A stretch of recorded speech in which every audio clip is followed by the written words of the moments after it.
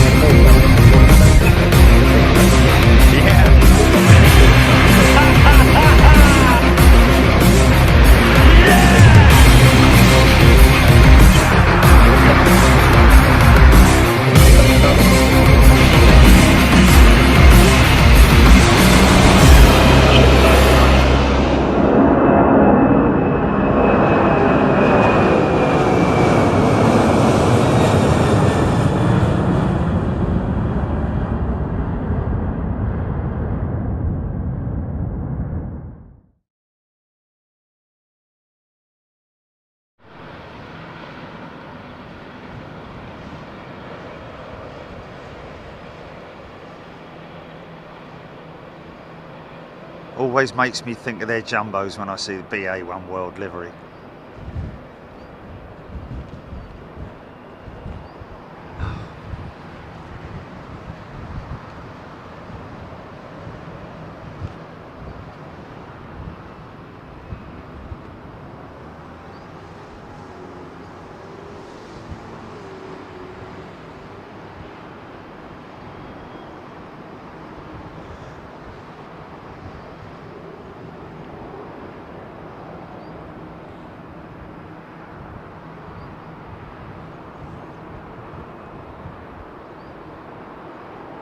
Elkie Ewan tuning in from Malaysia.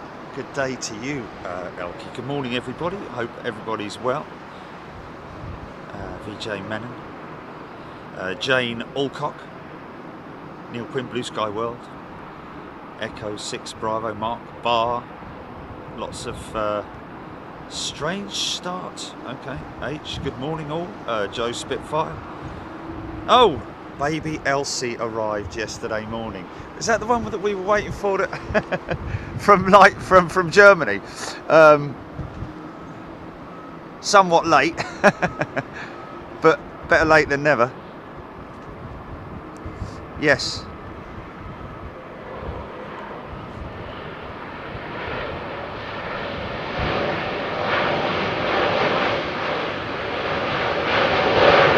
Yeah. Tell you what, those little Pratt & Whitneys, they can serve up a decent amount of reverser. Well, the gates are full, lots of tails at Terminal 3.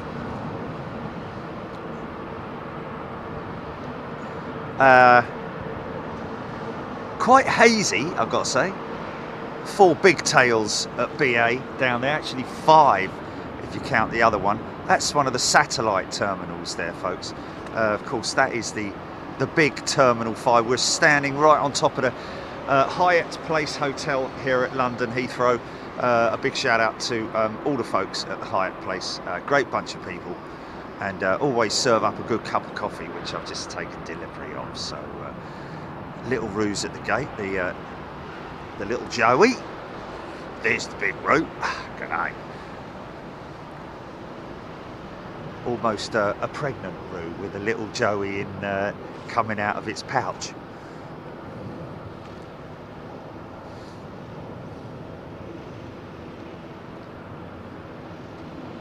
Great show down in Frankfurt eventually.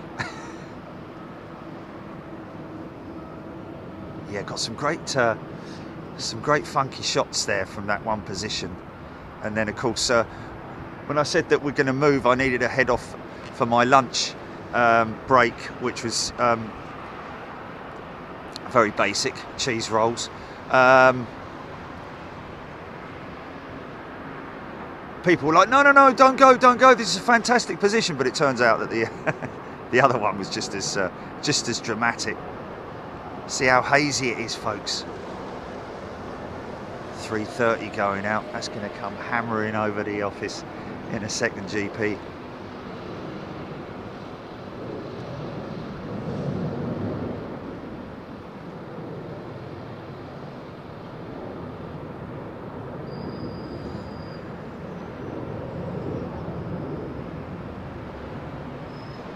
Paul Hodgson saying apparently there's a United 757 in at Heathrow today. I don't know what time she's coming in, we'll have to have a look. With Delta tails. Before the afternoon American rush.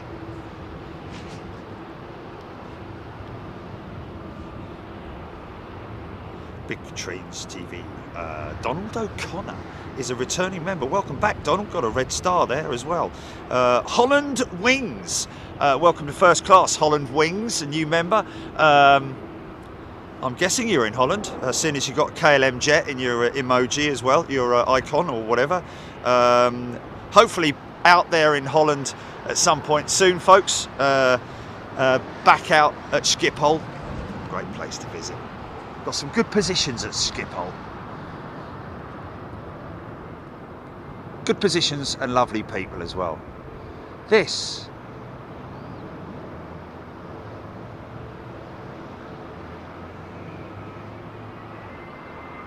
Virgin's 339. Oh, yeah.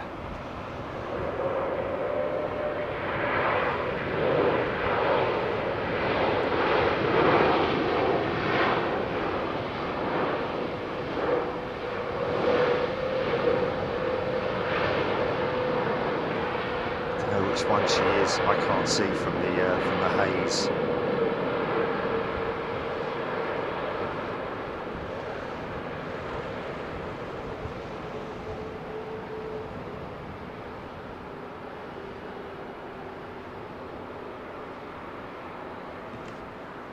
That is her. That's Queen Elizabeth, is it?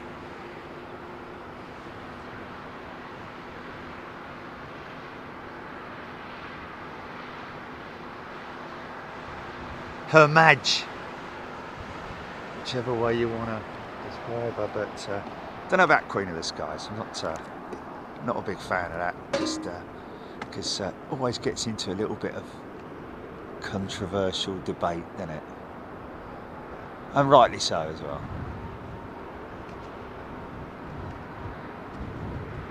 It's American, isn't it? American Dreamliner.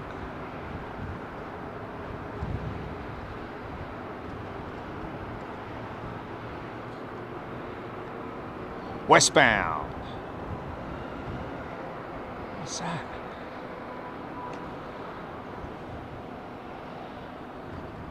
Something very high there. I don't know if that's a... What's that then?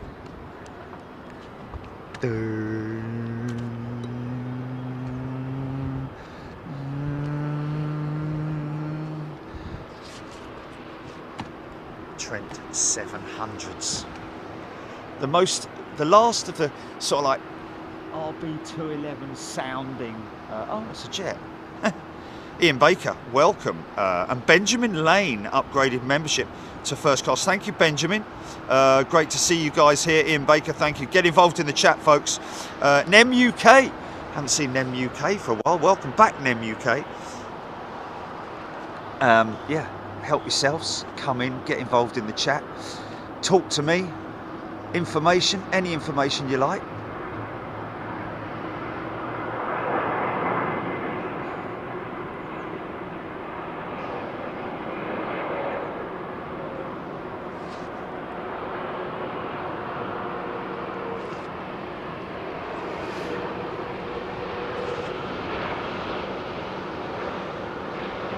It's early morning yesterday, I was up before the dawn.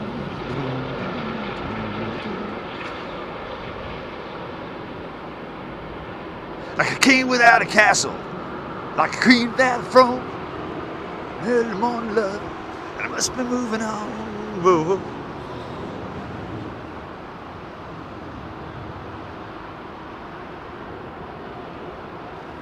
Melanie's lurking today. Still marking projects, all Full concentration there, Melanie. But miss, I thought that question was right. Oh yeah, it is. Yeah, sorry. Sorry, it was just a there was a plane landing at the time. Mandy Beeson. Dad's a Max Aviation fan. He's loving the smell of jet fuel. I think we all do, don't we? If we know what it is, if we know what we're talking about there. It's a very distinctive aroma about it. And one that kind of like mixes with the air conditioning at airports, which is why you get that kind of like airporty going away feeling when you walk into the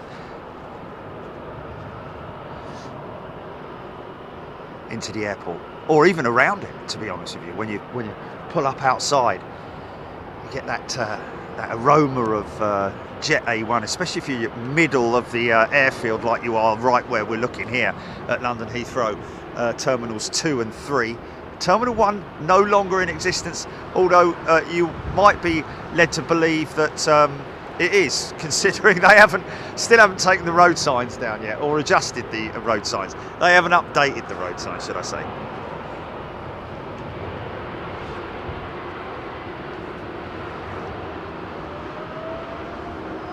Rick Freeman, good day to you. Kev Parker, good morning. Reagan Farmer, Tesla Girl. Paul G, Echo 6, Bravo. Nigel Macy, good morning everybody. Jen Llewellyn, finally a little bit of sunshine. Oh, look at that.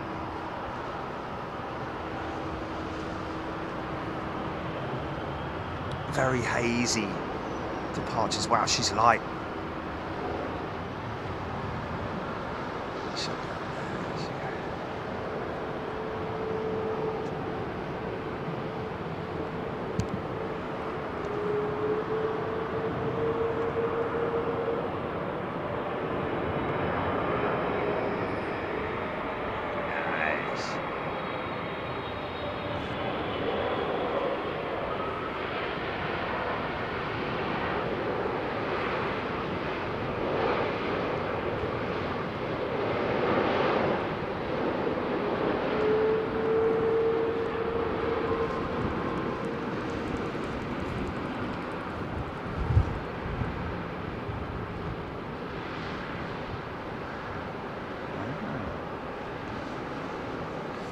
.757, yeah.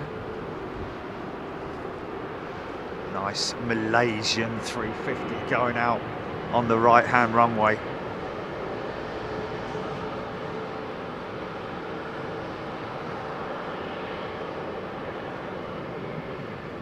Those of you familiar with Los Angeles and the airport structure there, there's a central structure there which is part of the original LAX, kind of iconic really. There's a little bit of it here at Heathrow and that's it there.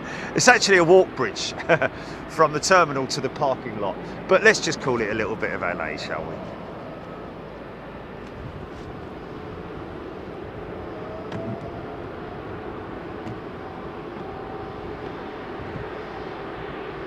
Must be moving on. Brian Owen, I think British Airways departing to Barcelona is the tail strike touch and go plane. Wow. I think I missed that one. Say about that.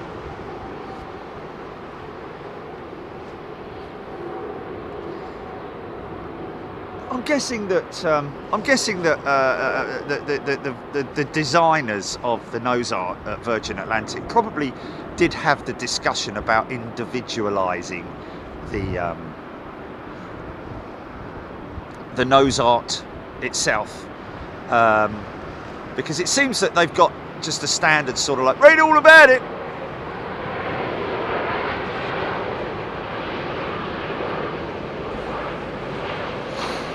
They've got a standard nose art, haven't they? The different emblems that they use, keeping everything PC, which yeah, it is what it is. But I would have obviously, it would have been far more sort of like, you know, you would have had more people around the world, I think, looking out for the nose art, wouldn't you? Because it's almost the equivalent of having a special livery, isn't it? By having an individual nose art, like Queen Elizabeth, you know, they call it the Queen of the Skies. Like I say, there's a little bit of controversy about that, because there is really only one Queen of the Skies. She was, of course, the Queen of England. But it would be nice to see, like, the is it Ziggy Stardust? Is it Ziggy Stardust? The Space Oddity. I always get that wrong. Space Oddity, just to have had sort of like, you know, maybe an image of David Bowie, or a cartoon sort of like look-alikey thing, in a spacesuit, sort of like floating in the sort of in the same way as the as their current designs. You can always work around it, can't you?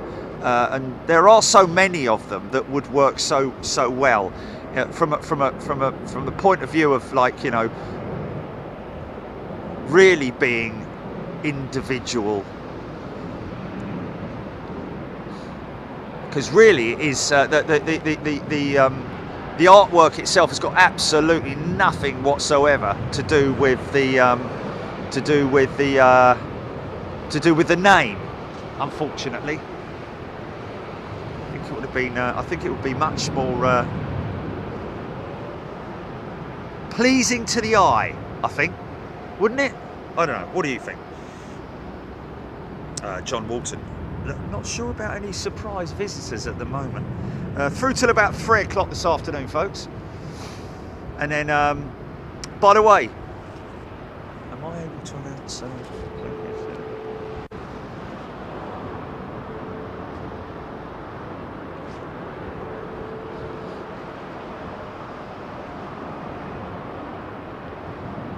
ANC?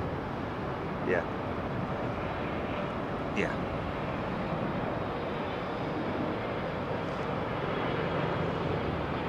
That's the end of this month.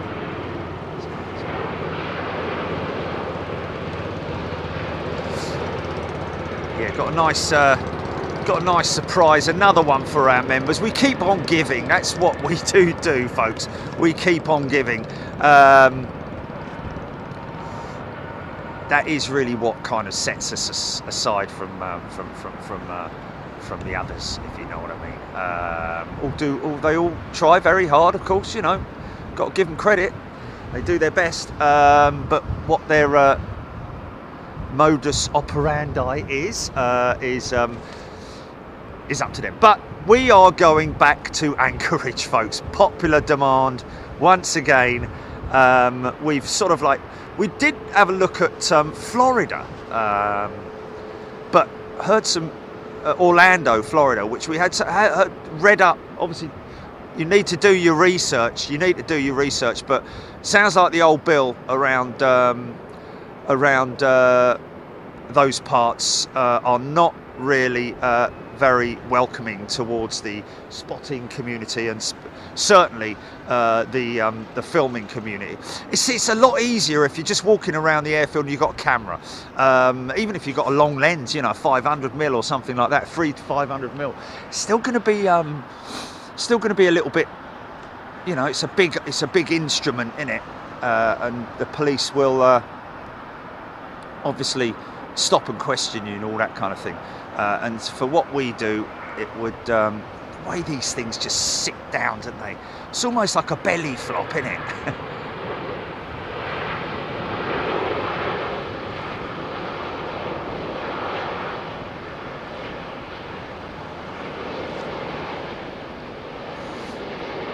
Yeah, Miami, we've been twice.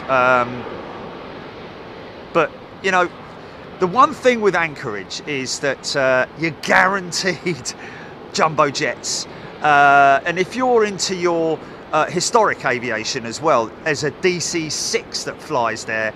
There's a DC-3 or 2 although a couple of them are the converted type, which I'm not a big fan of, got to be honest with you. That doesn't look right with a turboprop engine on it. Obviously you want that big, almost like, were they Hercules or Pratt & Whitney's, the air-cooled radial engines. Got those, got DC9s, although they are due to be replaced, so I don't know how long those MD80s, MD90s, MD80s, they're actually DC9s, they're not MD80s, even though people from the modern era would call them an MD80 because they know no different. Maybe they weren't around in the days when they were called the DC9, but they are proper mad dogs. And of course, MD11s, DC10, maybe. Might be lucky enough to see a DC10 there, the last of the few. And of course, jumbos galore, MD11s, 767s, and who knows, something, you know, you might see something odd there, like AN124 or something like that. So it's a bit of a safari, isn't it, really? Anchorage. It's a long haul for me, I know, but it's worth it, folks. It's worth all the effort. Because don't forget, you know, when you look, I mean, obviously there are instances like where you see like car racing or horse racing or whatever it is, and the cameramen are like, you know, they're either hired in and they're just not into horse racing or motor racing or anything like that. They're just there to do a job. Or in some cases, they might be like sitting at the kitchen table in the morning, oh, I was talking to the wife, can't wait today, going to be filming the horses, going to love it, you know, blah, blah, blah. Get to see it all, but also film it as well. But for me, that's exactly what it is. It's not just your company and your involvement, and it's about me. I mean, it might sound a bit selfish, but I love filming the planes as well. I love seeing them, feeling them, smelling them. So it's good, it's beneficial for everybody, isn't it? Really, indeed it is. Mark Bonner is a returning member. Welcome back, Mark, to First Class as well. Good to see you, my friend. Tony Haynes. Mark Jenkin. Well, there we go, Mark. So you are all right. All right. I actually believe this sounds. Yeah, we looked at Denver. We looked extensively at Denver, and I think there's 3 wide bodies a day or something like that. Was that the one where there was 3 wide bodies a day, Gilly? A 767, a 350, and a 777 or something like that. You know, other than that, it's 737, 737. And yes, we will be going down under, folks, and we are also, of course, making moves on the east as well, to Japan. China's at this stage not going to happen, just purely down to the laws out in China. If you ever want to see me again, anyway.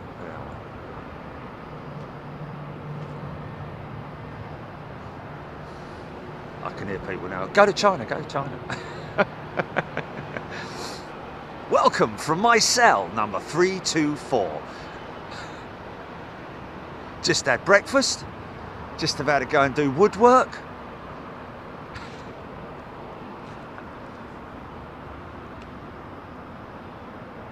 Yeah, last weekend in April we're looking at for Anchorage, folks. Obviously we'll update you more as it comes through. Beautiful Air Canada 777 in the Bandit livery.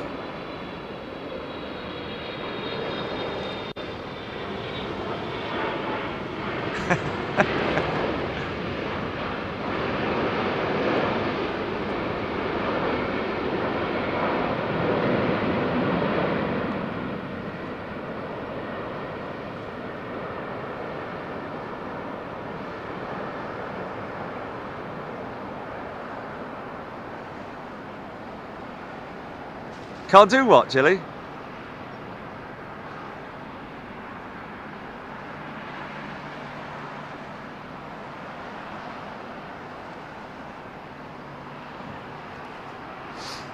Virtue signalling. Lord Petrolhead. Few Embraers landing at the airport here. Tuning in from Koh Samui. Lord Petrolhead. Few Embraers landing. There we go. Kenwatt 100 nose art was found on many models of fighters and bombers such as B-17 Fly Fortress, B-24 Liberator, B-29 Superforce was a popular palette. Kenwatt, yes, tons of nose art. In fact, the nose art, I think, may stretch back as far as World War One, but well, certainly with the Red Baron painting his aeroplane red. And so on and so forth. But also, don't forget the RAF as well. Lancaster bombers, Halifax bombers, mainly those two types.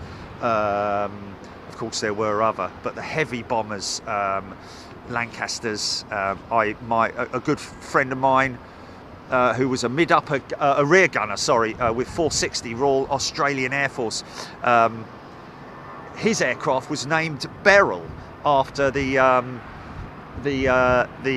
ground crew manager, if you can call it that, the guy who basically looked after the ground crew for their aircraft. His wife's name was Beryl, and they named it after her for good luck.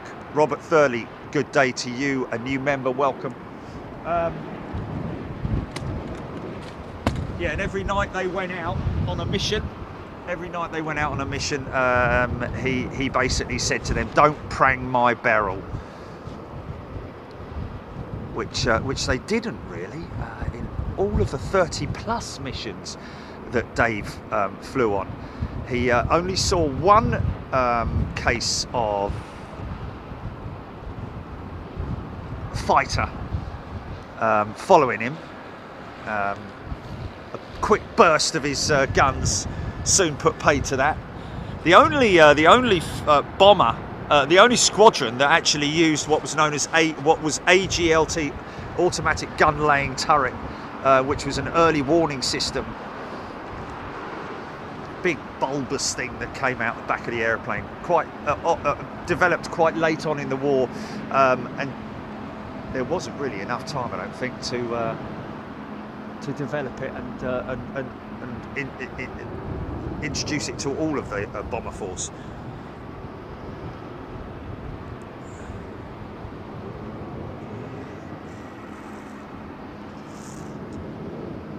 Robert Hilton, yes, of course we'll be doing a midsummer show.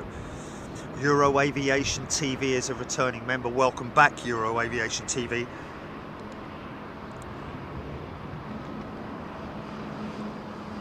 Michael Kiddell, Boston was great, yeah. Spoken to Sam, she did say, when are you coming back? And I said, probably in the summer. So we've got to do a summer show in Boston, haven't we? Oh. Well, that's a bit of a funny question to ask, isn't it?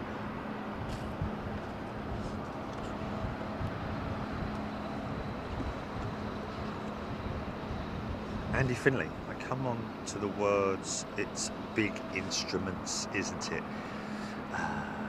Big instruments on a bomber, that's for sure. I know, that's a 757, Iceland Air. Oh, she's beautiful, man. They've been operating that 300 in here for some time now, haven't they? A few weeks we've seen her operational.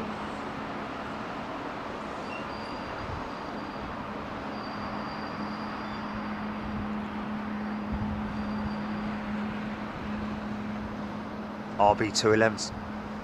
The only RB211 powered jet on the airfield, I think, right now. I think I'm right in saying that, unless there's another 757 with RBs. John Kemp, upgraded to first class. John Kemp, good to see you, my friend. Thank you very much indeed. Andy Finley, Anchorage is always a winner. Oh, it's guaranteed, isn't it?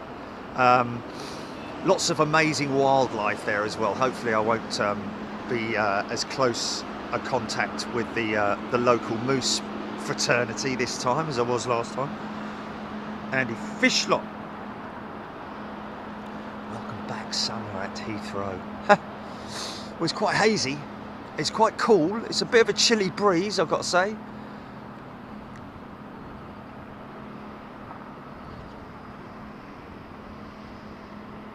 Nick Gray, there we go.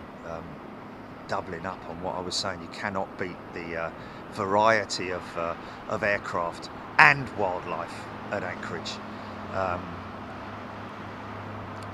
And of course, don't forget this time, it's just coming into springtime, I think, in Anchorage. So this time we'll spend at least half a day or so over at the seaport, the world's busiest seaplane port, I think it is. Is that right?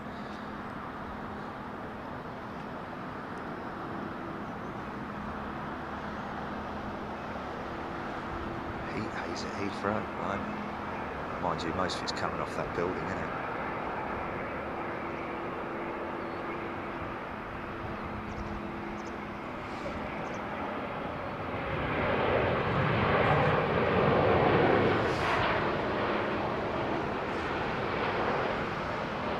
Looks like a recently added SATCOMs blister there, or a replacement SATCOMs blister. Very interesting. There's a number of different types of those SATCOMs blisters. I got to be honest with you, at the moment, I think the only reliable satellite communications, as in use of Wi-Fi, in terms of value for money, should I say, was it United, Gilly, where I did the video, and I managed to do the video right the way through the whole thing? And actually edit the video on the aircraft? Or was that Virgin? Smith Aviation, welcome, Smith Aviation. Ali Grant. Ali Grant. Ali Grant has gifted, it was a Virgin 350, yeah. Big start up on that big 777 over there. I think. Joe Cameron. Welcome back, Joe. Seeing some old names here, which is great to see you back. A very warm welcome back. Hope you're all doing well. Of course, we've got John Kemp, Peter Roberts. What about Bangkok Airport? Did look at that? Did you know, or something like that? Island Life. Do you plan to be at Heathrow as the VIPs arrive for the Coronation Island Life asking? Smashing rocks, more like Mike Boxall. Matthew Lafferty, when you come to Australia, will you come to Melbourne or Sydney only? Both of them, it has to be said. Got to do both of them, haven't you?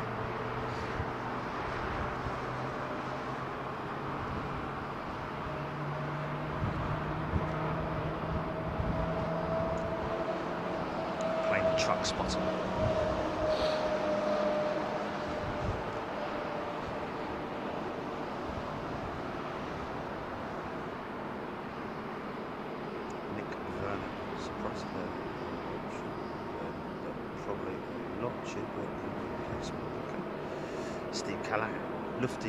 Steve Callahan, Lufty 340, Chicago to Frankfurt to the south of you at 37,000 feet.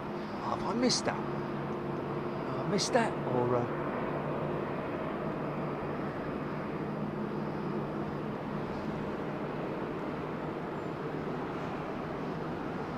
Cheryl Howard, dead excited about Anchorage, then realised my daughter is coming that weekend. Well, introduce your daughter to, and not only that, but Anchorage will be on at a time that will be, yeah, we're 9 hours ahead, folks. So I think you'll be all right there. You can sneak down to the lounge and sling the TV on and watch it. Lord Petrolcad, Narita is pretty good. Had to stay at the BA Crew Hotel, which was good fun. Yeah, well, Narita is our main destination in Japan. There's two airfields actually, Haneda and Narita. So we're waiting for the windy season, and we're thinking that it would probably be better during the week than the weekend, because apparently the plane spotting terraces or the plane spotting areas get absolutely rammo. But I don't know if anyone gets there as early as what I do. John Freeman, have you considered Singapore? I've sat on the East Coast beach and watched planes for hours. John, yeah, I mean, obviously, you know, from the point of view of there's a lot of restrictions at Singapore, but also much like Dubai, really. But also, you know, it's all well and good sitting on a beach and watching the planes. That's lovely with a margarita in your hand and hearing the waves lapping up against the beach. Oh, I could be there now. But in terms of us filming, you know, that kind of wouldn't work. First of all, you can't film on a beach. I know you're not asking us to film on a beach, but Singapore has much the same regulations and problems that we would incur as we would do in anywhere else. So other places with the same or similar regulations.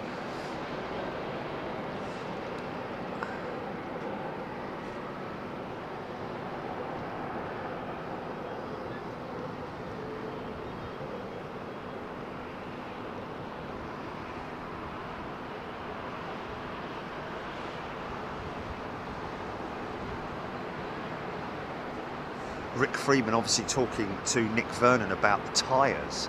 99% of the tyres that you see on these jets are actually remolds, believe it or not.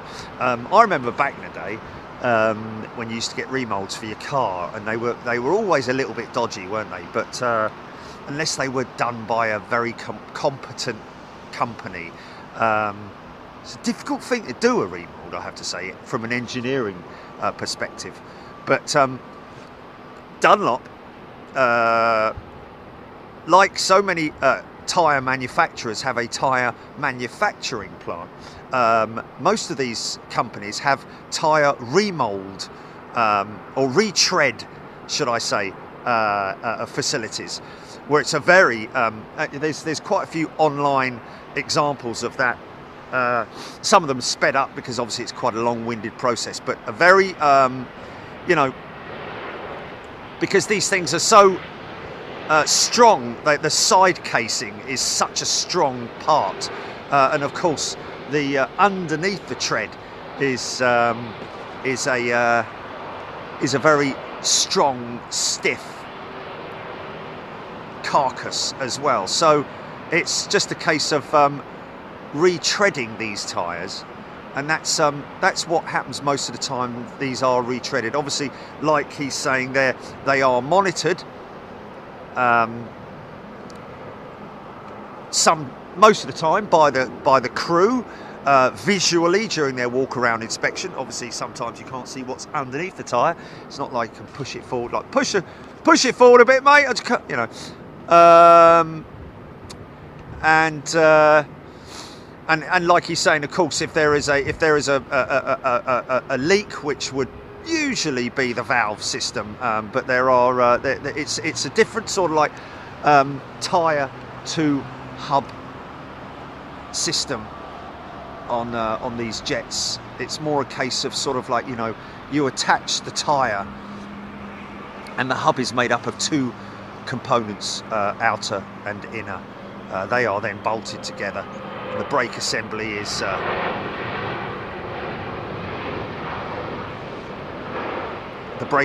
also a single unit as well. It's not like your car where you have to remove the wheel and then the caliper system and so on and so forth. It's all a one piece, you know, discs within the whole assembly.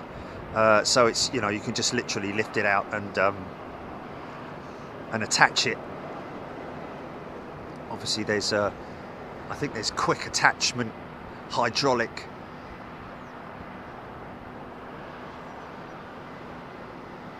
connectors or whatever it is.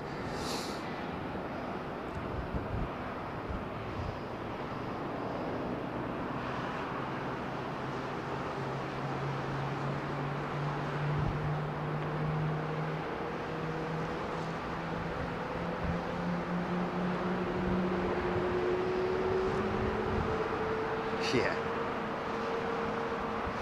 It is like the whales cry in it.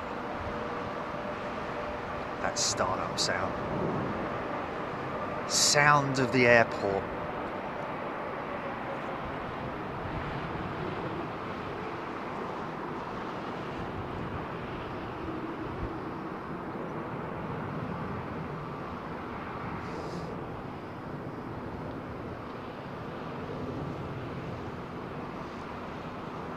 Massively out, I'm massively out.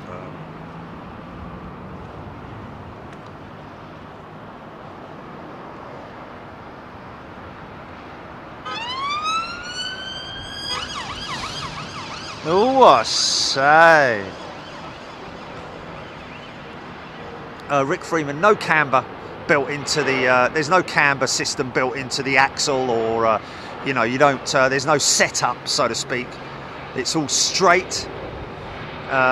It's all down to the front nose wheel steering, and also, of course, down to a certain point during landing, it's all about the rudder. So pilot skills really is where it comes into. Look at the, yeah, it's got a bit of an engine inspection going on with that XWB engine.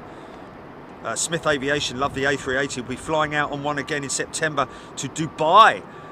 Such a big jet, but still elegant, isn't it just? Captain Bob, watching inside BA, the pressure to return a plane to get it back in service for next day's service at Cardiff. Yeah, that will be the maintenance division down at Cardiff. Of course, they always, I've got to be honest with you, you know, if you're making a programme,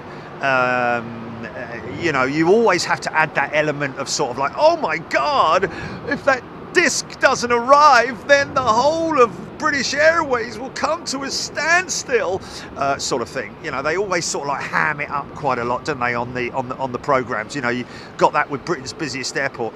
Steve needs to find some glasses, because if he doesn't get any glasses for this flight, then it'll be delayed, and then everything will fall apart. It's sort of like, you know, it's quite hammy, isn't it? But understandably so, because otherwise it'd be a bit boring, wouldn't it? Well, I don't know if it'd be a bit boring if you add a little bit more sort of like, you know, zest into it. But yeah. I mean, you know, the maintenance on aircraft's always well planned in advance. You know, they've got a massive spares division as well. And if they identify a problem with an aircraft, it's generally identified before it even starts its maintenance. A lot of rogue operations at the moment, GP. What's going on there? So yeah. I mean that's the understandably so. Understandably so. You would kind of want to, you know, make it a bit exciting for the, you know, the producer might be like, man, there's not enough excitement going on here. What? Because, you know, but personally, I think it's really interesting. The whole engineering of an aircraft, the dynamics of putting an aircraft into flight, doesn't really need to sort of like, you know, they kind of fake it a little bit, should I say? When I created, believe it or not, Pimp My Ride, when I was out in America, I came up with the first ever automotive type of show. Before Pimp My Ride, I actually even presented it to some of the folks in Hollywood, and then they nicked it off me. Thank you. What's the name? MTV, that was it. Went to MTV and they stole my idea, but thanks for that. But yeah, even in that, when we were preparing the car, it was like, oh no, we need a specific lighting system, and they haven't got it here. We've got to get it in from Seattle, and is it going to arrive in time because the show's due tomorrow? We've got to get the car rolling out tomorrow morning. We might have to do it in the middle of the night and all that, but the bleeding light was there, wasn't it? It was in the it was behind us all the time, you know. But you've got to add that bit of excitement and anticipation and panic to it, so people are like, oh my God.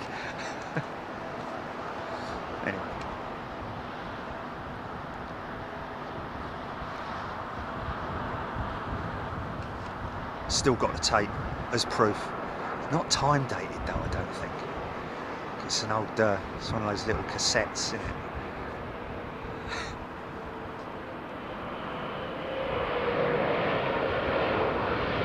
Let's get that put onto film, onto a digital file, Jilly, at some point, and upload it to YouTube. Just name and shame them.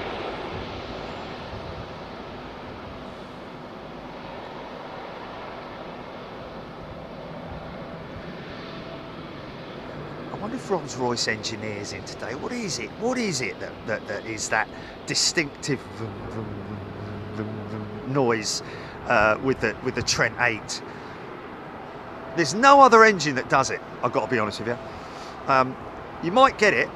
It's quite a very low bassy sound, so you know, I mean, you have to sort of like have your sound turned right up. But as soon as they come off the reversers, and when they're taxiing, it's very distinctive. You can hear it. Wind's sort of like blowing across the airfield towards me right now, so we might just about hear it.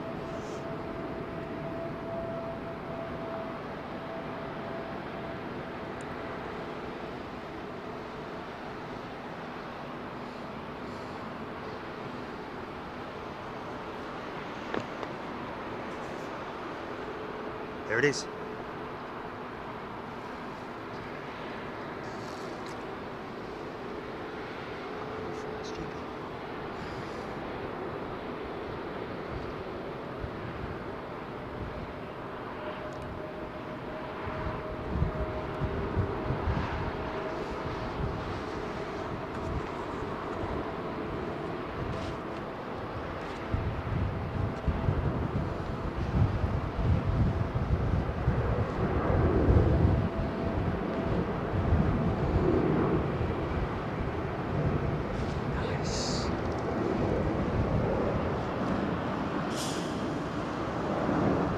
Delta 764.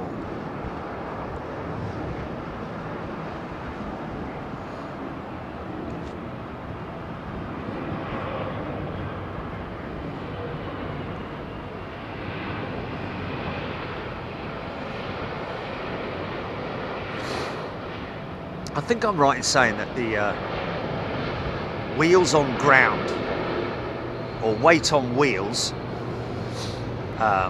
systems that most of these aircraft deploy, the speed brakes are not deployable until all weight is on the wheels, I believe. We've got a 767-400 going out, a 767-400 inbound landing.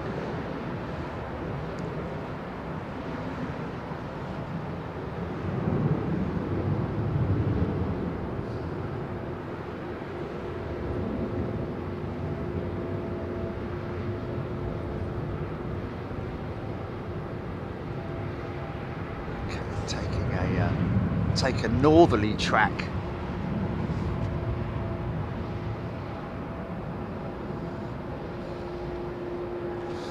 Yeah. Good question, but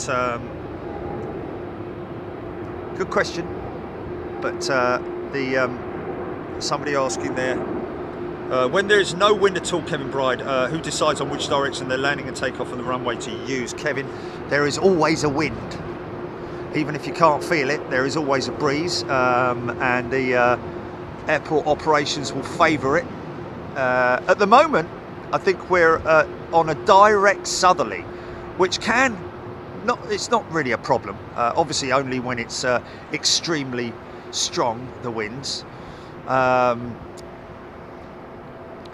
Like for instance, now they're on 09s, and the wind is looking to sort of like move between south, or at least this direction for the foreseeable future. So the chances are that even on a southerly, they won't switch to 27s unless it starts coming from the west. At the moment they are obviously on easterlies. But great question. But there is always a wind element.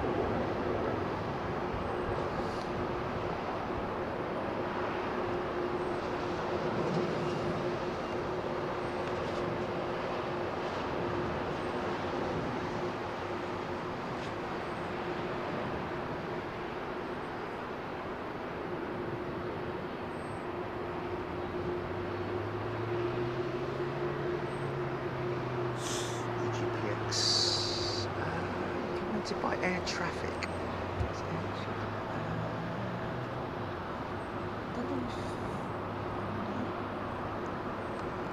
Valley Point implemented by air traffic. What does he mean, air traffic control?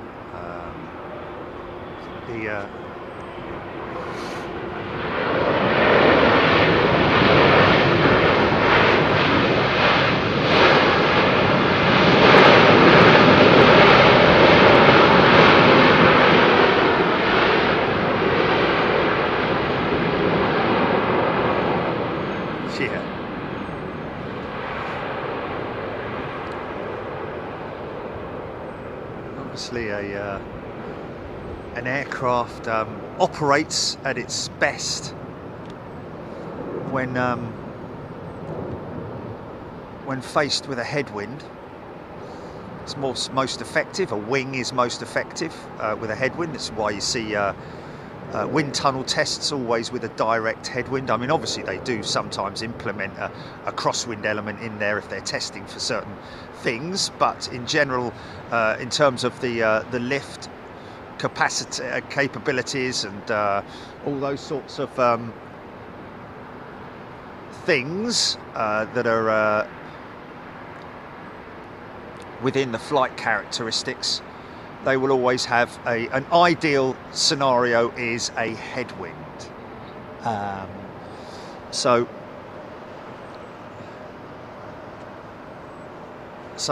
yeah, I mean, you know, ultimately the air traffic control will have wind reading equipment all the way around the airfield. It doesn't matter about the wind anywhere else around. It's all about on the airfield here. Interesting to see those horizontal stabilizers all the way trimmed right all the way down, which is obviously because she's just landed. But we've talked so many times about the trim stabilizer. Obviously you've got the elevators, which is the moving component, the moving flight surface on the elevators, on the empennage, the horizontal stabilizers there, and then you see that sort of like triangulated segment there. Well, that's actually just a cover. If that cover was taken away, it would be literally a great big hole. And it's very interesting to see on the A330 has a very dynamic cover system, more so than anything else. It's like a shroud, if anything. Look at it up close in Google or whatever, and you'll see quite a lot of individual components to it, and that allows the horizontal stabilizer, the static part of the empennage, so to speak, to move during flight. The autopilot will control that during flight, so move it ever so slightly up or ever so slightly down to maximise the right pitch angle for the aircraft's optimal flight characteristics. Sounding quite like you know what you're talking about, Jerry. It's quite interesting. Not reading it off something, are you?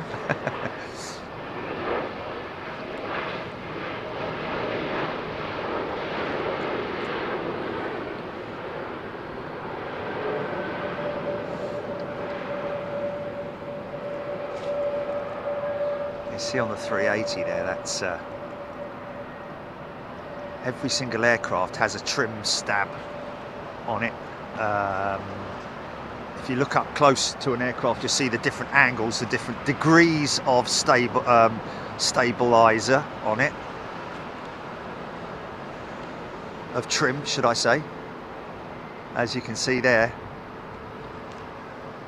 Very noticeable on the A330 and of course the 339 as well, still utilising the same manufacturing process, design process.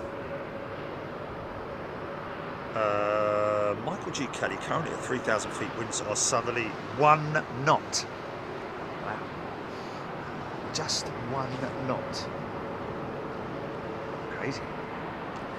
And there it is. Ye oldie sock. Looks more sort of like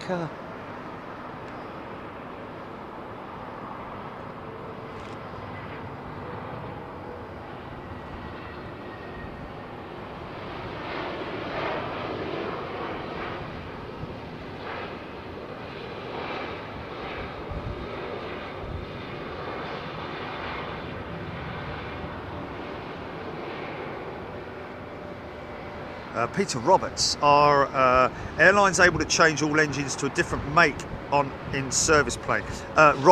Peter, sorry, no, is the answer to that. They have to stick with the original engine type. You're not able to switch from, say, a Rolls-Royce to a Pratt & Whitney or whatever.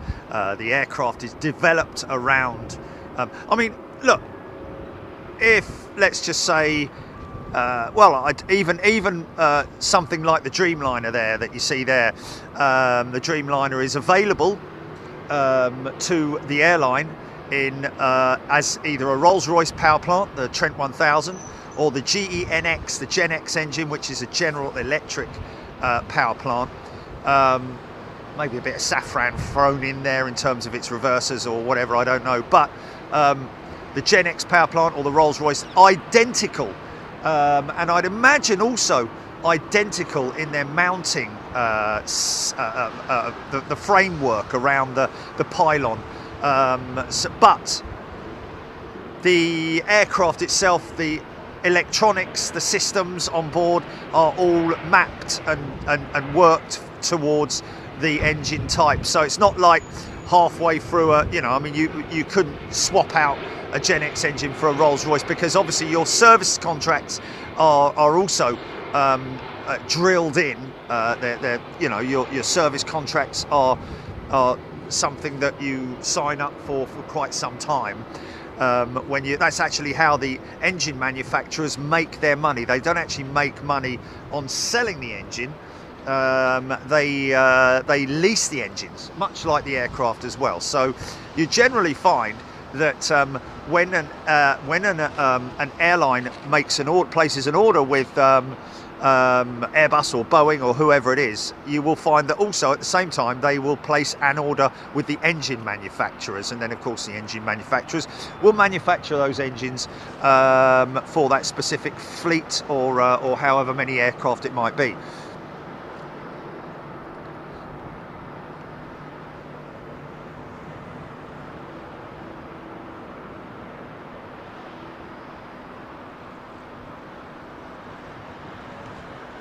Is that heading east actually? Yeah, I can just about see it. Yeah, but it's miles away. Yeah.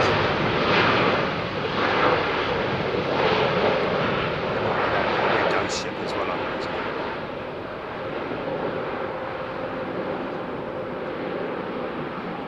Ghost ship.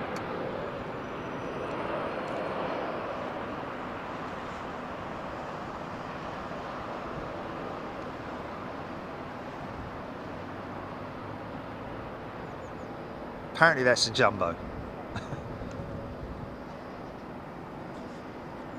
I can't see whether or not I've got a shot on it or not.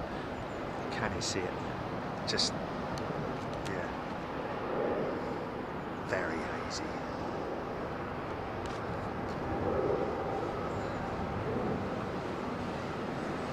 Great perspective at Frankfurt. Interesting to see. When I left when I was literally getting on the bus to be taken out to the remote stand at Frankfurt, already there were 6,000 views, 6,000 plus views on the Frankfurt show from our members, which is great to see. That's when I really enjoy. They're the kind of figures that I like to see. Oh, hello. What's that all about then?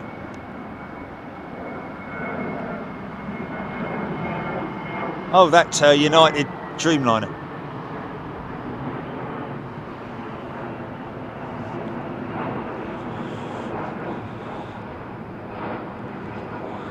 He's gonna do another circuit, isn't he? Or she? Or they? Or it? Or them?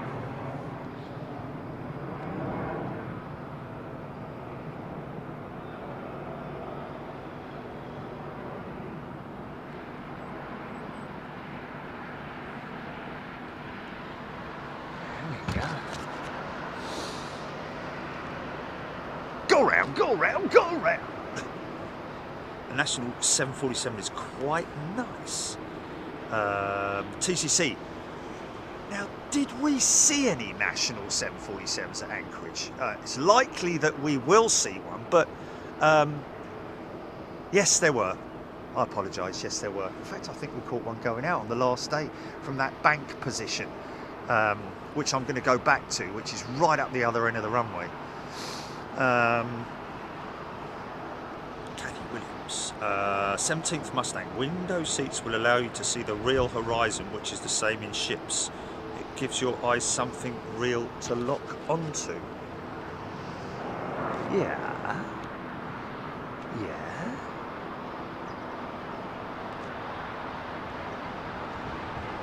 Although the real horizon is just the sky, in it, really. But I know what you're saying. I know what you're saying. Yeah.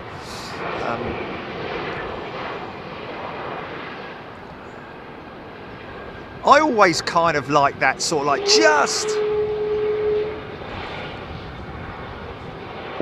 just enough to be able to see the engine and other bits and bobs, or aft of the wing. Not a big fan of sitting over the wing because I like to be able to look down and see where we are geographically, which you know, for me it could be anywhere, but nice to sort of like get an update on where you are. Depends on your flight in terms of, like, you know, whether it's long haul or whatever it might be. G'day. Martin Akerman, go around was due to a tailwind. Now, how about that? Because I'm telling you now, that's not a tailwind, man. There was a United Dreamliner on the runway. That's definitely blowing from the east, isn't it? How could that have been a tailwind? He's obviously listening to ATC. He must be listening to ATC. He must be quite close to the airfield because you can't get ATC unless you've got one of those super duper radios, isn't it? And my brother is due into Heathrow at 1:55 on BA 1437 from Edinburgh. Hope you can catch his arrival. Lauren Fox 93. Lauren, make sure 1:55. Make sure that you keep us posted much nearer the time, Lauren, because we will have forgotten that in about 5 minutes. Keep telling us when is it brother? Was it brother? Just let us know when they're on approach or a few minutes out, and we'll make sure that we don't miss that. Please don't rely on us because we've got so much going on. Obviously, Gilly on the technical side, answering questions and emails and stuff like that. It's always helpful when you guys let us know.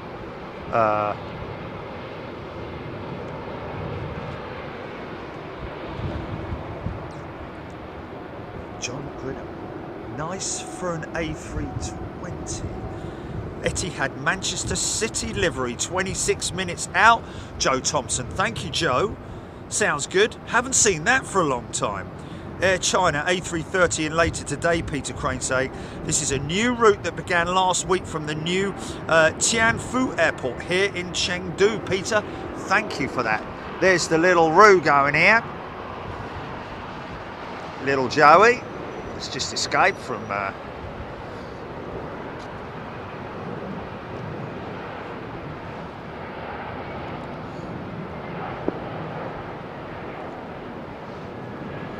we were also looking at flights to Japan on either ANA or British Airways.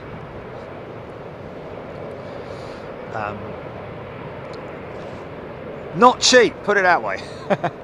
Unless you want to make like a certain amount of stops, which is just you know, I mean, it can be done and it has to be done if it has to be done, but you know, we're talking about a difference in price of sort of like maybe even £2,000 difference if you take 2 stops on your way there and on your way back, and some of those stops involve sort of like a 5-hour or maybe even more than that layover, sorry, overlay.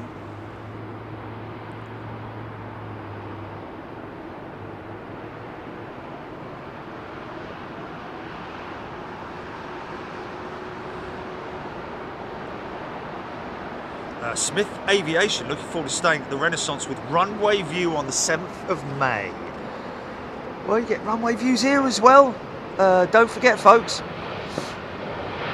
there's on the 5th floor here,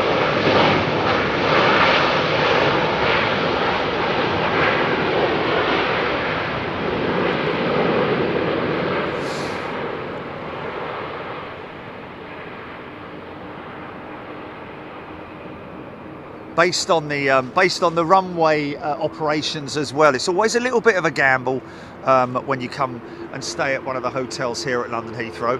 Of course, if you're at the Renaissance, you wouldn't even see that aircraft. It will turn off way before it gets up to you. So if you've come here to Heathrow Airport and they're on 09s, then you'll see stuff, but you won't see as much runway activity as they would be on 27s, for example.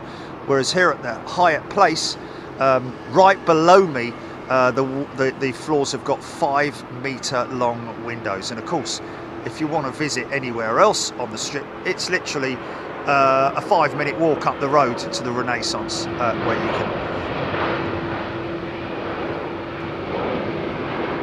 So always bear that in mind when you're booking a hotel at London Heathrow. You are sort of like, it is a bit of a gamble, and of course gamble responsibly. I'm sure he's getting more and more cockney, that bloke. What's his name? The geezer who does the bet fair thing. Gamble responsibly. Proper hard nut. Bombay John is a new member. Welcome, Bombay John.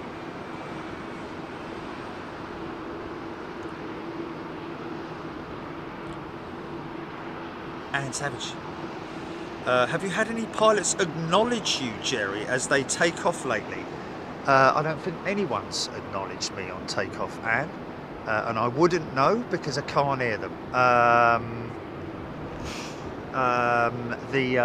The only time that anyone's acknowledged what I normally would say would be Zane Dunning when he was easy, son, when they did the wing wave for the last flight out, and that can be seen on the video that we posted here on Big Jet TV way back when the last ever 747 with Virgin Atlantic flew out of London Heathrow, and Zane commendably did a brilliant wing wave for us. Very emotional day that was, I have to say. Stressful as well, as it always is when you're airside and you're streaming live. Trust me, it's always extremely stressful.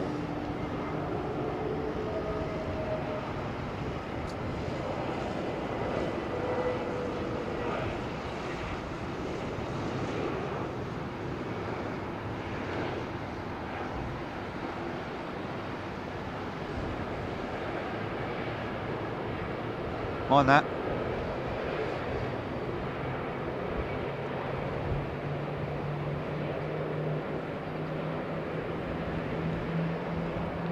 $389 out, yeah? What's that starting?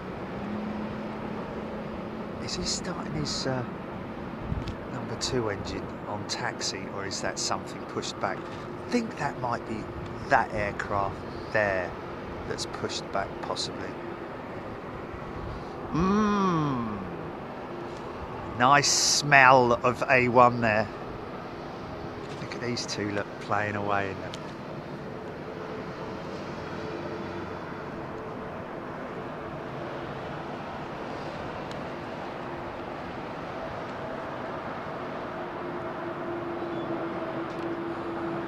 Oh.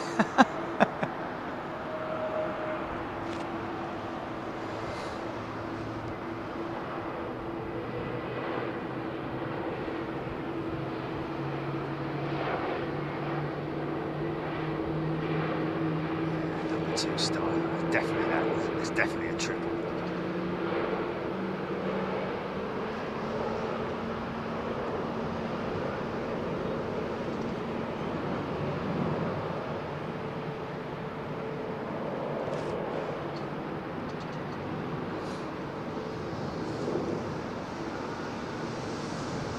Yeah, Ian, at the moment we don't have any discount in place with the Courtyard Marriott, not at this stage, and I don't know what they were referring to. You have to do it by Big Jet TV, because we don't have anything in place. We don't have any discount codes or anything like that. Very competitive, don't get me wrong, Courtyard, but again, that's something that I don't really want to talk about up here, because I am obliged, and from a point of view of etiquette, it's always better to just stick with the place that you're at. Bottom right hand side of your screen there, you can see the Hyatt place. Give them all a try, folks. It's worth doing a little bit of research, not just going with what's best at the time, but bear in mind the runway views and what you get for your money. The thing is that the Renaissance is a very popular spot, don't get me wrong, but unless you're in one of those very high up rooms where I think you get more of a view, I don't know, but there are big concrete pillars that jut out by about 2 feet either side of each room, so you are kind of limited to a specific area to be able to view at the Renaissance, whereas here with their big long 5-meter windows, obviously far left hand side of the as you can see all the way along here, better to be on the far left hand side. Jilly can vouch for it because she stayed here, so you know, it is great viewing opportunity, and I'm guessing the ones below as well, to be honest with you, but you want to be up as high as you possibly can, because obviously these trees here will come into the shot.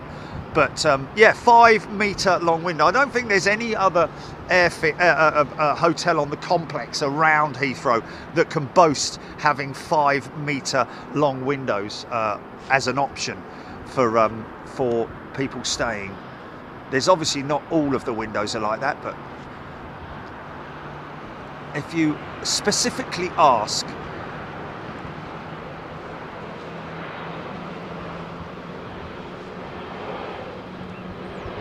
this could be a BA operation, this Finnair jet, or it could be Finnair. I was right, you know, I was right. Whatever that is, it's creeping out now, isn't it?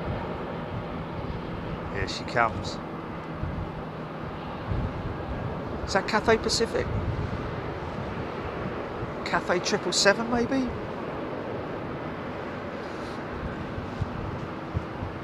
Hazy Sunday afternoon, got no need to bow. Wow, big old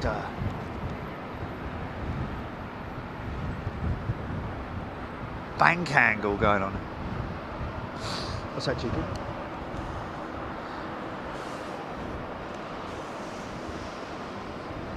American 777 with the Trent engines. Listen to it as she comes to a stop.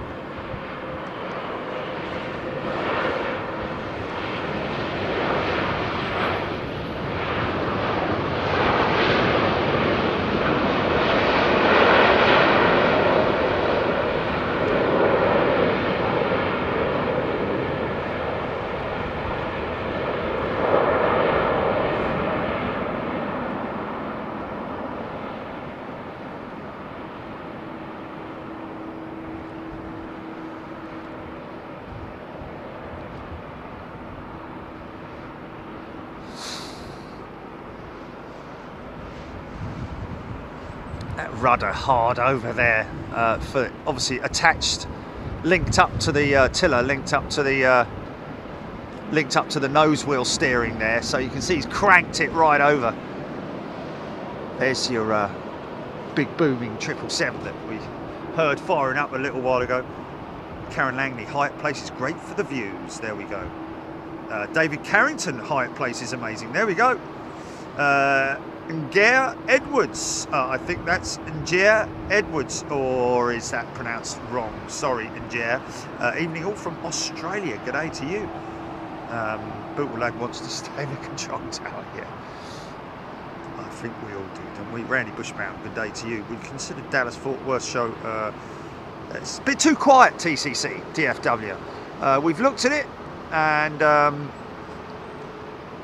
obviously you've got to appreciate when we talk about airfields, it's all very nice for you to suggest places, but trust me, we do look at all options and research them, both by watching videos and also going to Spotter Guide as well.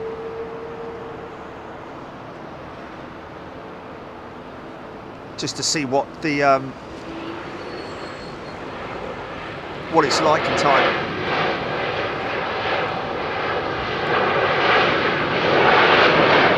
He wants that exit. He wants that exit.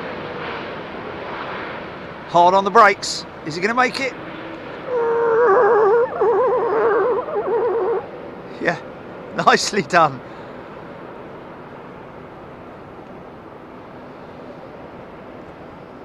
Might have used a bit of brake to vacate there.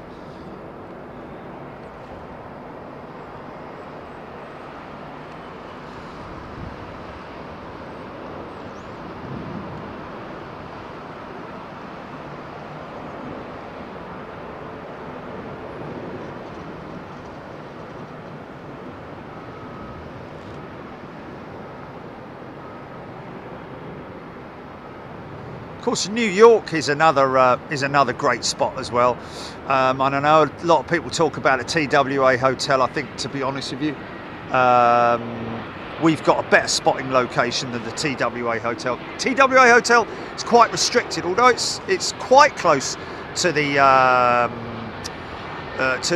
parking stands and so on and so forth, and the remotes. But in terms of, you know, visuals, you know, aircraft departing and arriving, more so, well, actually arriving and departing, that beach spot that we've got, that little spot out on the beach where the fishermen are, it's pretty cool. EK1, 5 minutes out, Nick Gray.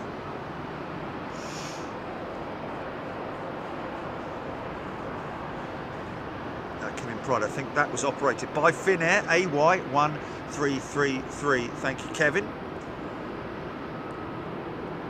Jerry Donnelly, 777. Was that him referring to the Cathay that was taxiing? Maybe I was a little bit late on there. QR3, 37 minutes out. Mark Jenkin, thank you. And Savage, I meant as in flashing their lights at you. Oh, flashing their lights at you, yeah. Again, a very sort of like, you know, something that is obviously, you know, pilots need to be very careful with their acknowledgements and all that, because obviously, you know, when you've got a when you have an aircraft full of passengers, you need to be very vigilant. Of course, a two-man crew, unless of course they're sitting right at the turn-on point. If they're sitting right at the turn-on point, then and they're holding at the turn-on point,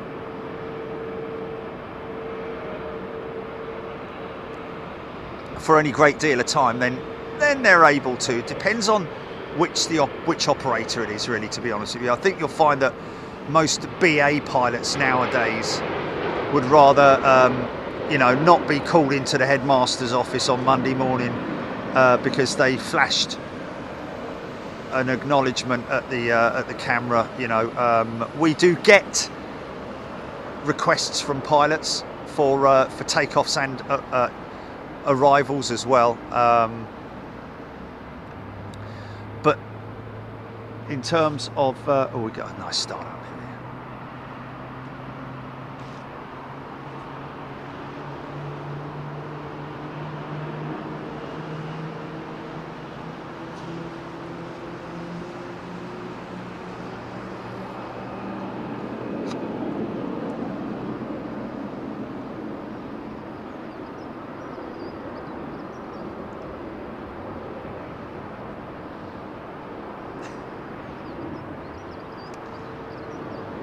Difficult one, that, Martin. Generally we won't be here on Saturday, if he's referring to this coming Saturday. And also we have no idea what runway you'll be on. It depends on winds, really, unfortunately. Sorry about that, Martin.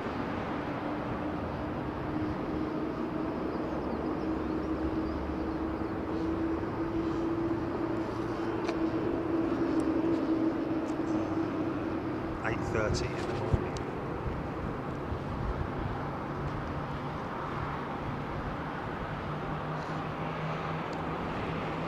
Stepping on the reverses already.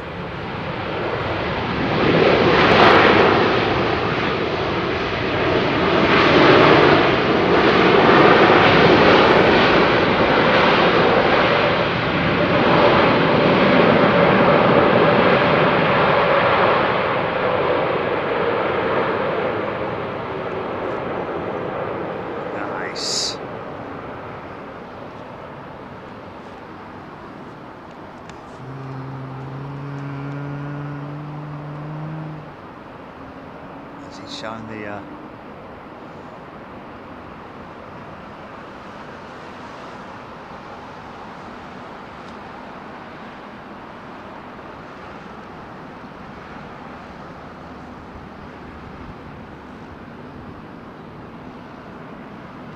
ooh, 380. Just look to my right and seen a 380. Kenmore Phoenix Sky Harbour International Airport.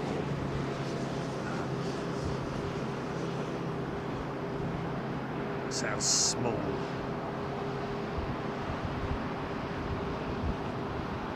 Alistair Burkett was transiting through Dallas Fort Worth in March, and yes, you are right, not a lot of big jets at DFW. I mean, if you were local to the area, then you know it would be great. But for us to travel all the way there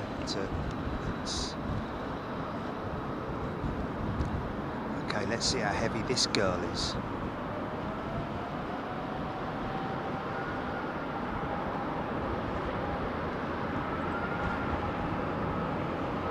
Who's that?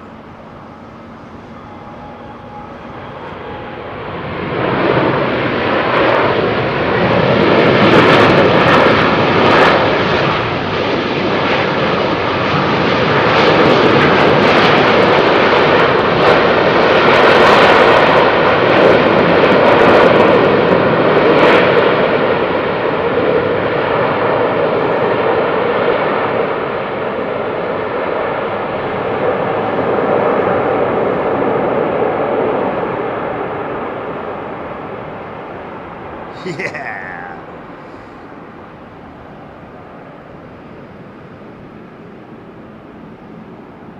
They do like to serve it up, don't they? The Emirates boys and girls.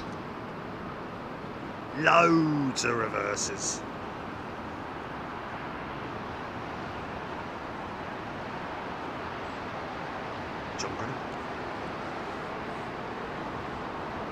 Alan Robbins, absolutely. No silly questions here, all worthy. That is absolutely right. Regardless of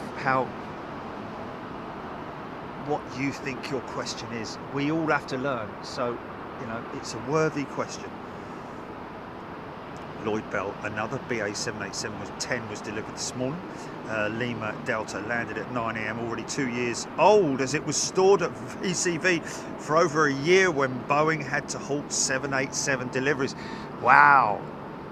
So that would have gone through some major checks, because that was the reason for the delivery delays was bulkhead issues and also electrical issues as well with the Dreamliner. I wonder if there was anything related to that fire that they had on one of the window dimmers.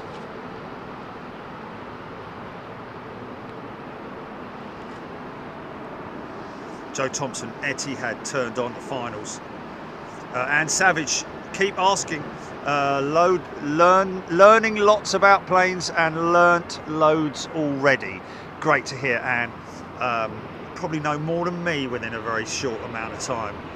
Nick Gray, little Bosch on that landing for Emirates, yes. Paul Skilling, beast from the east. Stuart Watson, PHX has lovely vantage points, especially from the ridge on the south side of the field. That's Phoenix, yeah? Is PHX Phoenix? That looks like China Southern, is it? Or is that another Air Canada jet? It looks like China Southern. Oh, is that the Etihad 787 Man City livery, possibly?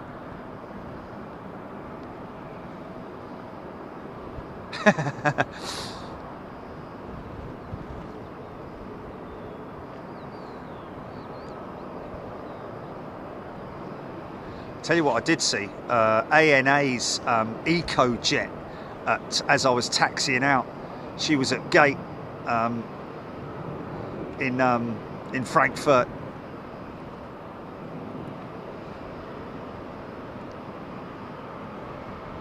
All green livery with all Nippon.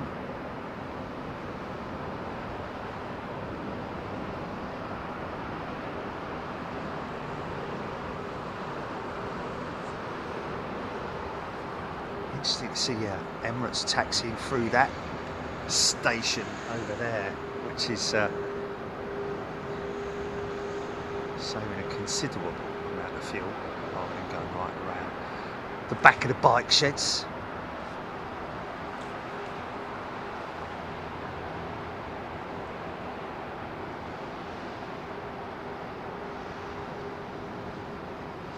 Brian Stewart, why is the Etihad landing south? Usually just down to traffic, Brian, and also don't forget that that A380 that just landed, maybe because of the still conditions, was leaving quite a bit of wake behind it as well. Always quite a lot of wake turbulence, up to around about 10 miles or more from the A380. Well, any big aircraft really can cause a tremendous amount of wake turbulence, depending on the weather conditions and how still it is.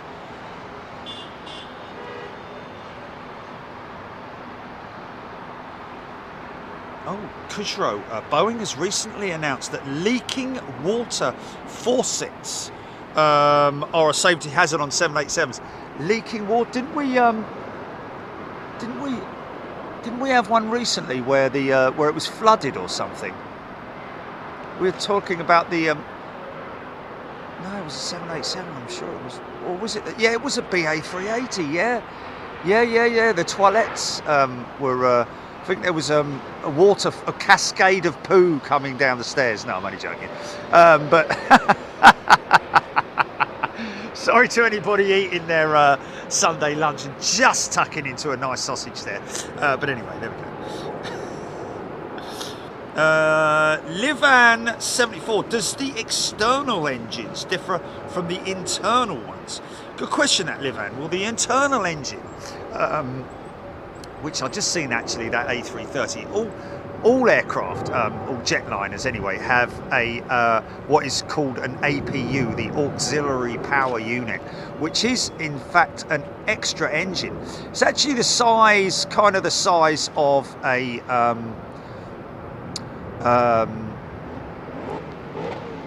turboprop, I guess is the best way to describe it. A turboprop sized engine, which is used for powering the aircraft or making it live when it's on the ground, because otherwise, in terms of starting the aircraft, it needs power, obviously, or the engines need power, and that power generally comes from the engine at the back of the aircraft, the auxiliary power unit, which is only used on the ground. Obviously, it's disabled during flight and so on and so forth.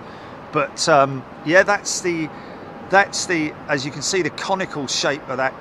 That's on tow, that aircraft, so you won't see any heat coming from that engine. But that 330 over there has just fired up their APU, and you can always tell there's usually a heat haze coming out the back of the aircraft. Generally, the aircraft APU is fired up during taxi as she's coming into gate.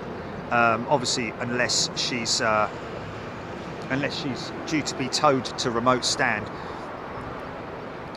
But they will need to, once they shut the engines down, they will need to still power the aircraft up to the point of which everybody's disembarked and the systems are no longer needed, etc., etc. I think there may be some systems on the aircraft which do not need, like the cargo doors and the electrical systems that power the winders that open the cargo doors, or whatever the access doors and so on and so forth. But start up. It's definitely a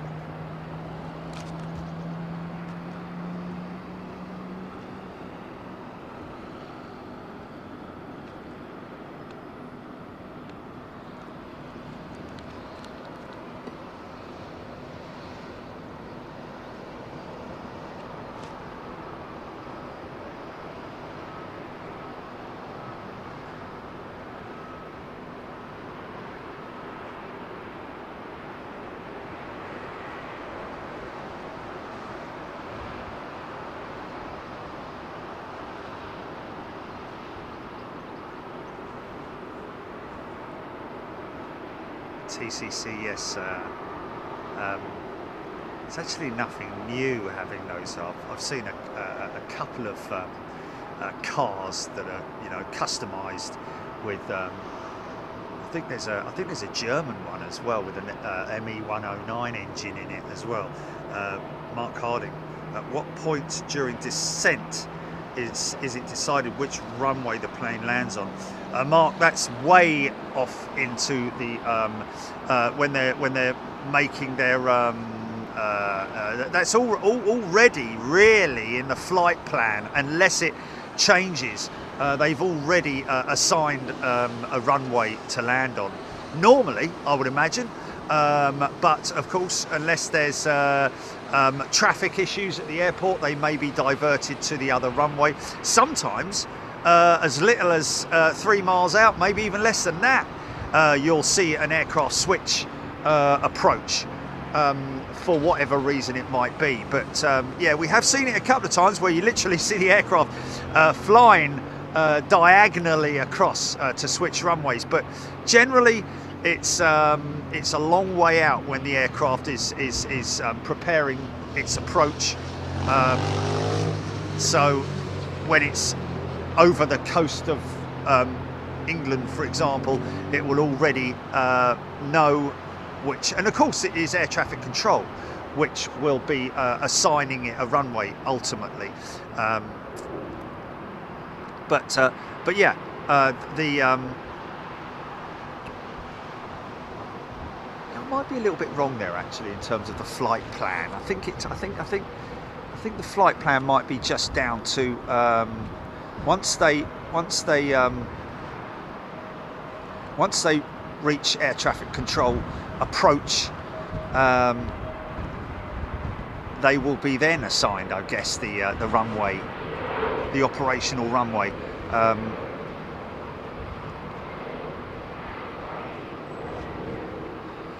But I think, to be honest with you, it's all. I think it's semi on the flight plan. I think.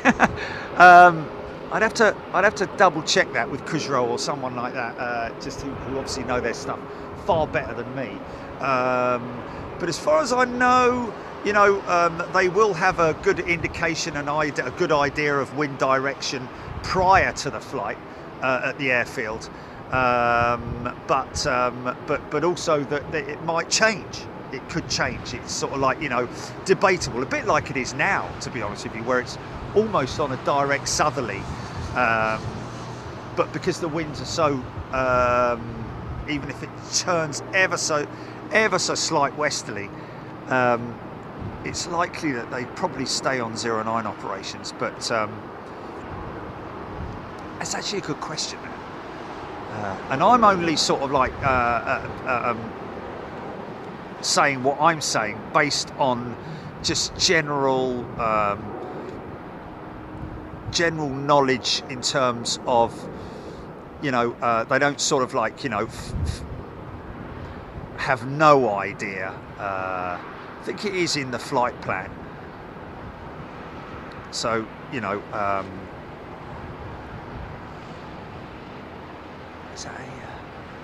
there's something big coming from the east that's just making a big left-hand turn.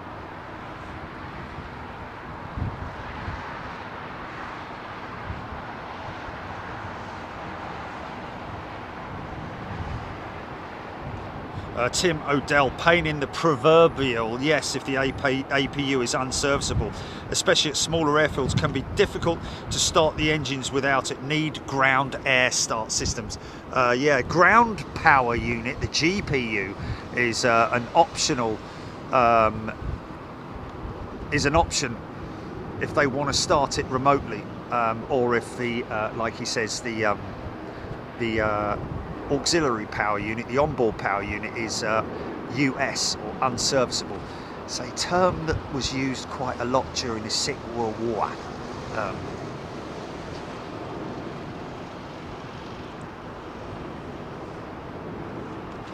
Probably Qatar, Paul saying. Oh, it's Emirates, is it? Okay.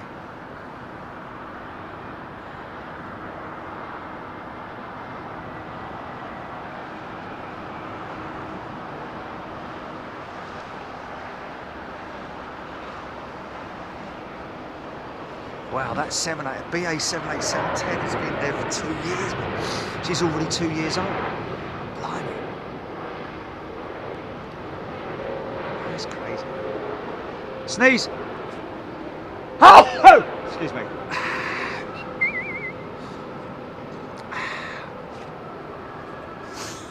Mark Jenkin, QR3 possibly Jerry. No Mark, I believe it is Emirates. On its way to Birmingham. Qatar 380, 12 minutes out. Husky Dog. Beatty, tuning in from the beach in Dubai. Loving watching the 380s fly by. Wow. Lucky you. On the beach in Dubai. And I can picture that now, having seen the beaches in Dubai, having not been on them, but seen them from the elevator in the hotel, which move at considerable speed, it has to be said.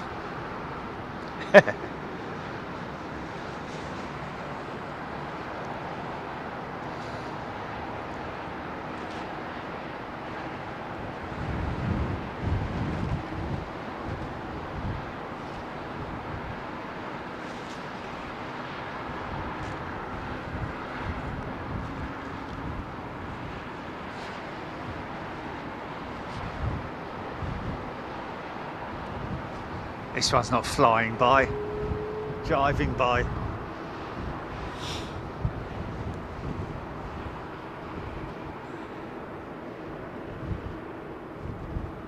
Jonathan Smith, I was on that 787-10 to Miami a few weeks ago. Amazing plane with the wing flex. The engines look like they are above when you're looking out the window. Yeah, crazy.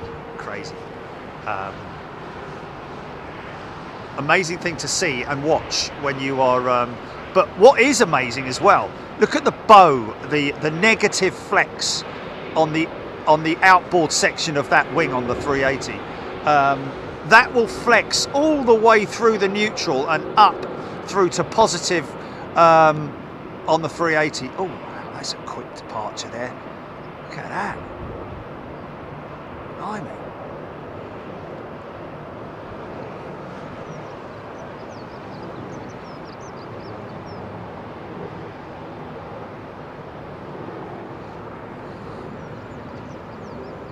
might have a bit of a funky shot here. I don't know if he carries on climbing at that rate. No. Thought we might get that Emirates 380 in the shot.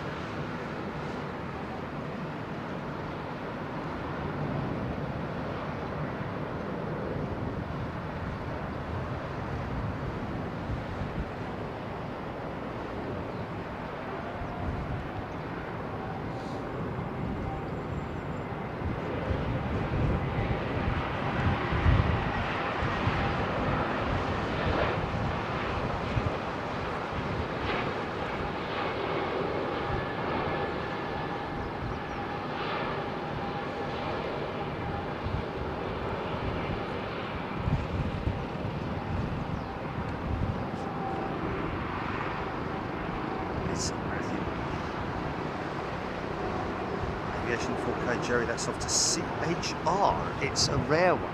What's that? The 330? Chateau Roux. Oh!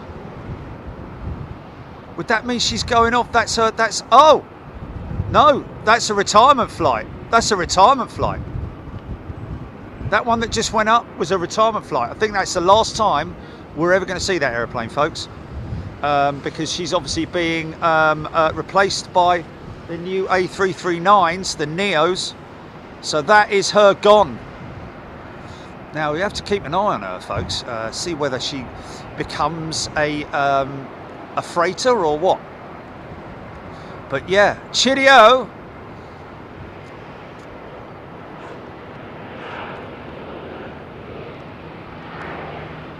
That's why she went up so quick.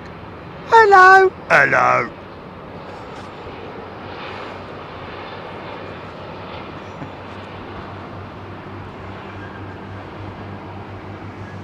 David Heath, as a passenger, the A330 is my favourite because I love the seats of 2 seats.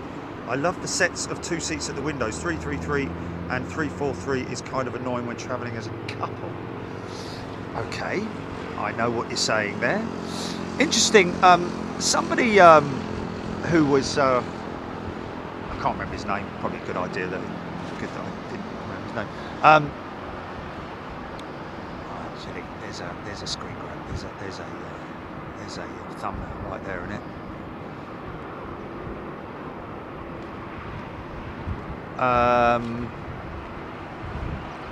I think that guy is waiting there. Whoever is towing that aircraft is waiting there because this 380 is firing her engines up.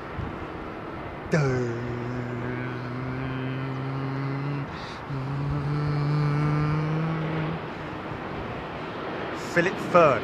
She's only 12 years old, that 330. Well, she will more than likely definitely become a freighter, I would have thought.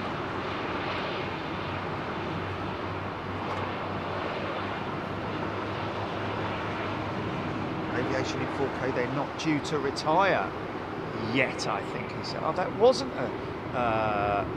an A380, I don't think, that we saw from a distance. Because that's it there.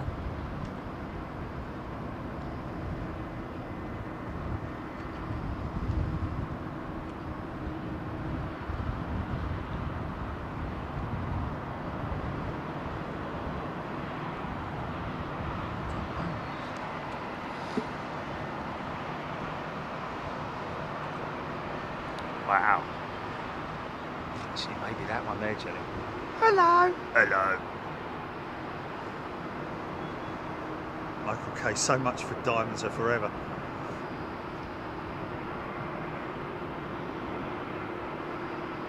Six 380s. Now that's a funky shot. J Mank. He'll be gutted when Uptown Girl, you've been living in a wanted world, retires. Ian Bones agreed, David Heath. Choose the 330 flight rather than the 350 with Virgin on the way back out to MCO. We are coming back on the 350 though. So I'm guessing that the seating configuration on the 339 is the same layout as their original 330s, I think.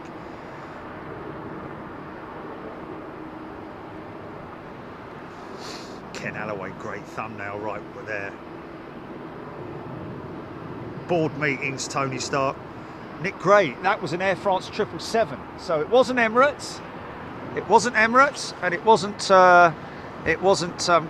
It was Air France. That jet that's that I saw approaching from to east. Well, I can look at it now. I can show you. Well, going out to the west. Well, maybe, yeah, but it's definitely.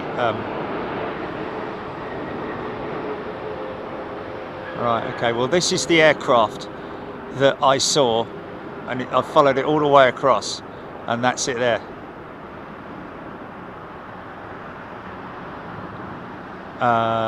Southwest, I'm pointing. So it's coming from the east, the east. Well, when I say made a turn, I'm talking about over the channel kind of thing. By the looks of it, anyway.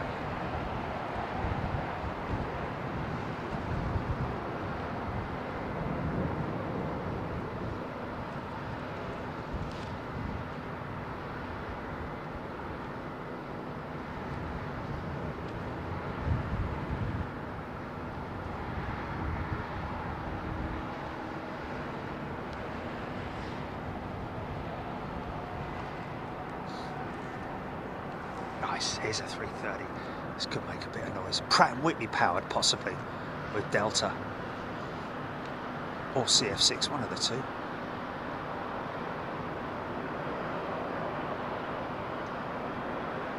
Whoa! She bounced it. Kaboom! Well, they light them up.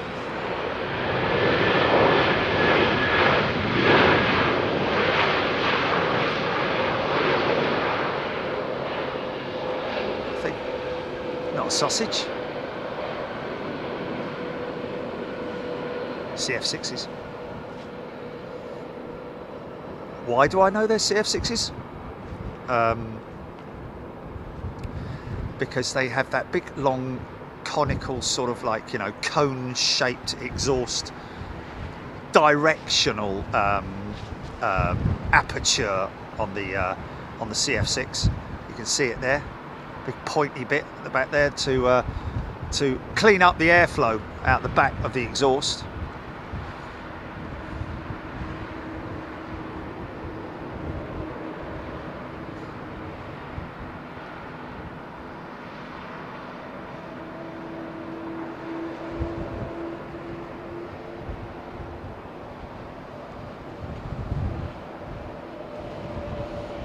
Look at that rake on it.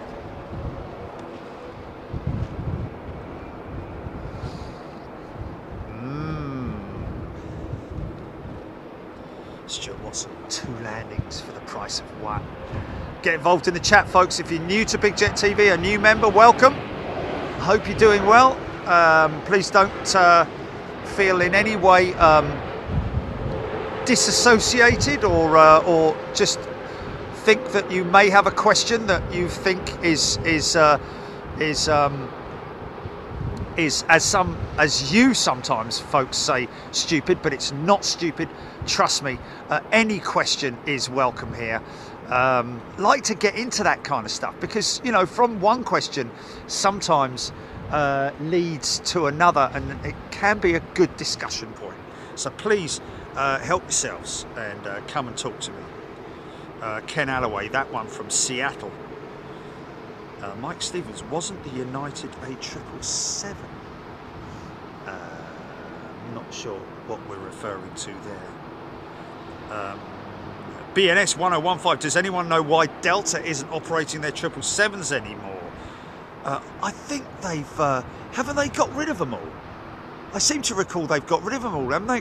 Replaced them with 339s and 350s, I think. QR3, 2 minutes, Mark Jenkin. Thank you, Mark.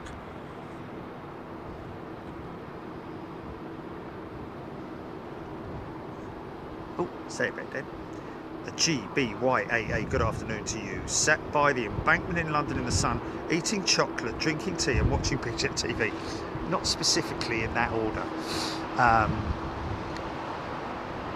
Yes, tea and chocolate. It's quite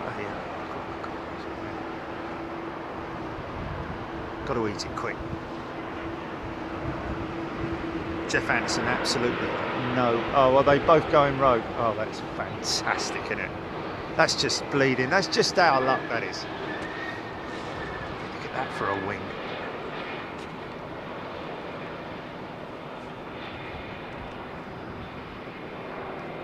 Got a bit of an air display going on here.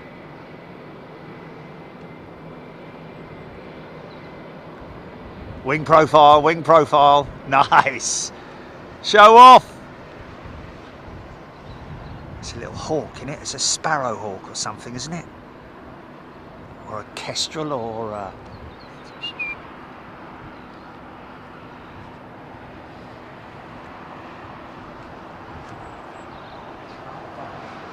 Beautiful little thing. Yeah. I can see ya.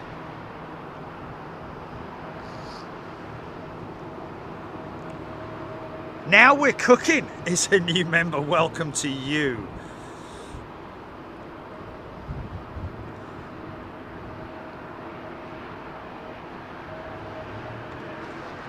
Matt SS will never fly with... Yeah, no, say it again. For what reason? Although we don't really want to sort of like... Oh, sorry. What was broken?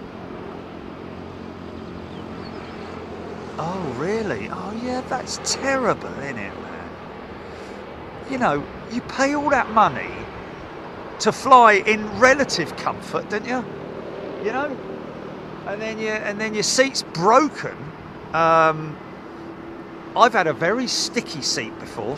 I won't name the airlines, but I have flown on 2 British airlines with sticky seats before, where you know, you press the button to recline it and it won't move, it won't budge, and then you're pushing, and then bang!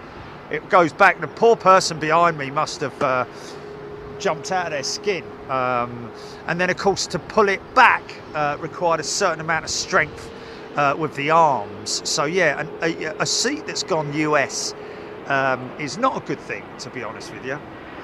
Now, the thing is that kind of thing needs to be reported by the cabin crew themselves, and they first of all should be apologising profusely. We're very, very sorry. Let me see if I can find you an alternative seat if that's something you want to do. Depends if you're sitting with a family member, or if you're on your own, then you know. But at least be apologetic. You know, it's that person that's sitting in that seat that's paying your salary, if you see what I mean, or part of it. You know, is contributing towards you having a job. So at least acknowledge that and be you know, be friendly about it. And if there is an opportunity to move you to another seat, if it's such a bad way, then obviously you do need to even consider moving somebody to an upgraded seat. If it's that bad, I mean, a broken seat will only be, I'd imagine, the reclining element of it. But even that, you know, you don't want to be flying all the way across the Atlantic if or an internal US flight, which can be 3-4 hours, maybe longer, 5 hours, 6 hours maybe. The east to west coast can be quite a considerable amount of time. And you know, if you're paying money, regardless of how much it is, even if it's a discounted flight, it doesn't matter. The bottom line is you are the customer at the end of the day, and that's what, you know, that individual flight attendant needs to appreciate. And sometimes it has to be said, regardless of the airline, the operator, which country they're from or whatever, you do from time to time get your very rude flight attendants, I have to say, unfortunately. It's just the way the cookie crumbles, isn't it? maybe they've had a bit of bad news. You just don't know. In which case they should really take the day off or whatever. But, CFM 56. Oh, nice, nice. Martin, is that Martin Smith? Oh, Martin Ackerman, thank you, saying that ATC have just changed the operation for the Qatar 380 to the left-hand runway, this runway that we're on now, and here she comes now. Thank you, Martin. Appreciate that. Qatar A380, folks. Now, is that aircraft being pushed back to go, or is that coming from, because it's coming from a remote stand? Did they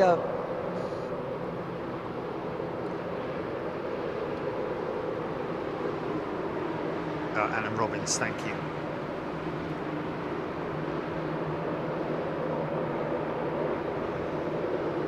The incursion into your knee room is not worth the 3 degrees of recline.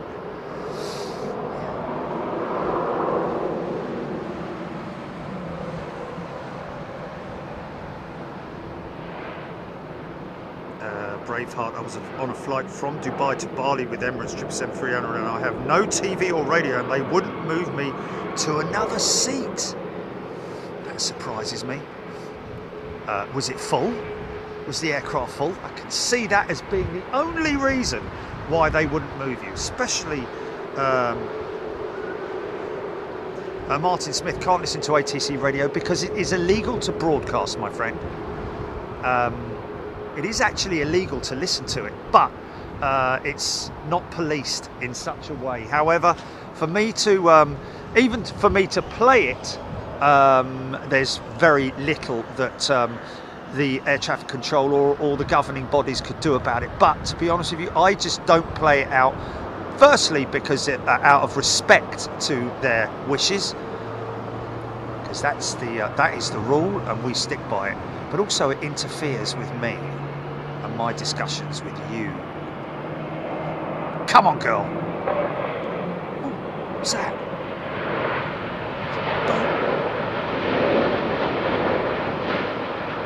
It's interesting noise.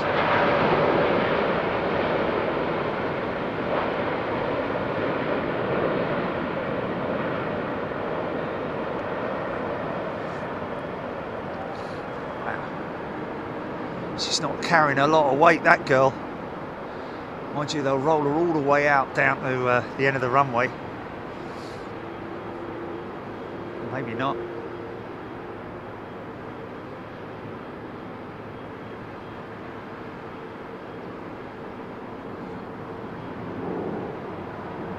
There's a United 777 going out.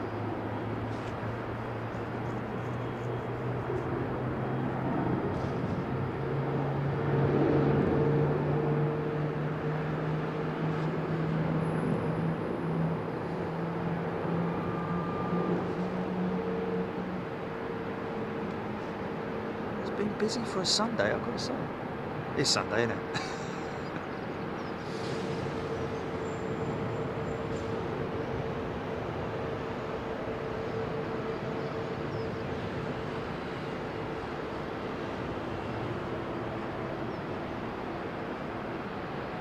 So there was two.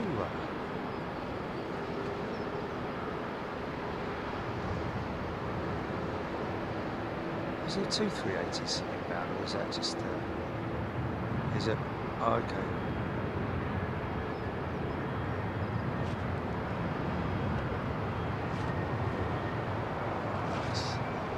LL 787.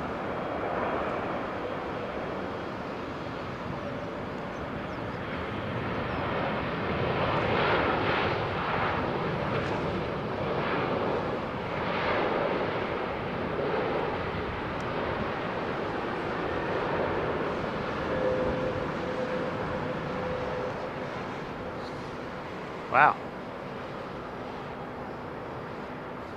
Dropped those speed brakes pretty quick. I think that was all done on the brakes.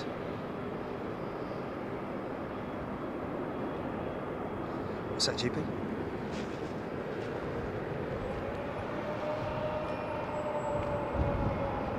Yes, yes, I have noticed that. Yes. Pussy PJ's big wings giving Goda. Very much looking forward to getting my hands on the new Asiana 380 1200th scale model. Wanted one for so long.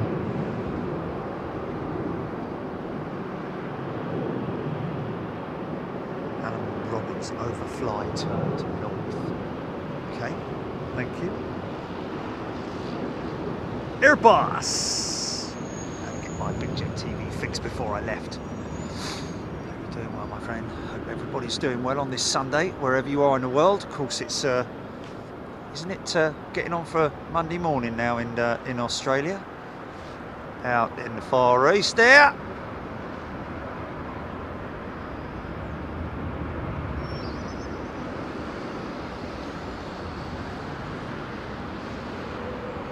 Australasia, is it? It's not the Far East, is it? It is called this. It is Australasia. Mind you, why do they call that? New Zealand's down there as well. I don't think it is it? It's that time zone down there. Obviously, the Far East. Oh, I don't know. Get it wrong.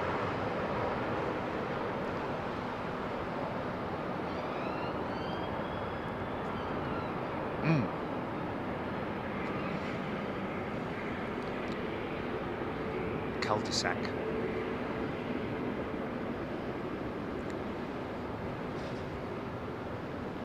(10:07 p.m. in Brisbane, Australia. G'day.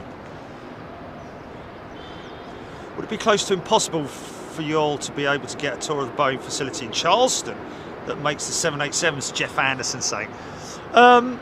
Yes, is the answer to that. It would be virtually impossible. As you can appreciate, we've been working on trying to do a tour with Airbus. Not so much a tour with Airbus, but more a focus on the loading of the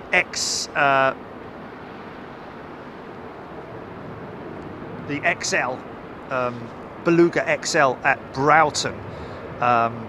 Still on it, don't get me wrong. Been speaking to the folks there. There's a new lady who's just started in their marketing division. So I'll be hopefully speaking to her over the next couple of weeks. Now, the problem with that is always the case. This is always the case. They're either very, very keen, you know, they're either very, very keen or not at all. I'm not, you know, I don't want to brand or tar everybody with the same brush. I'm just saying that there's a lot of people in this world who are, as far as I'm concerned, are in the wrong job.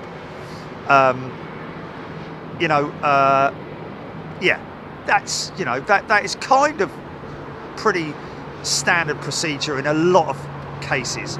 And unfortunately for us, when it comes to proposing great shows with, you know, really good views, some of them just don't get it.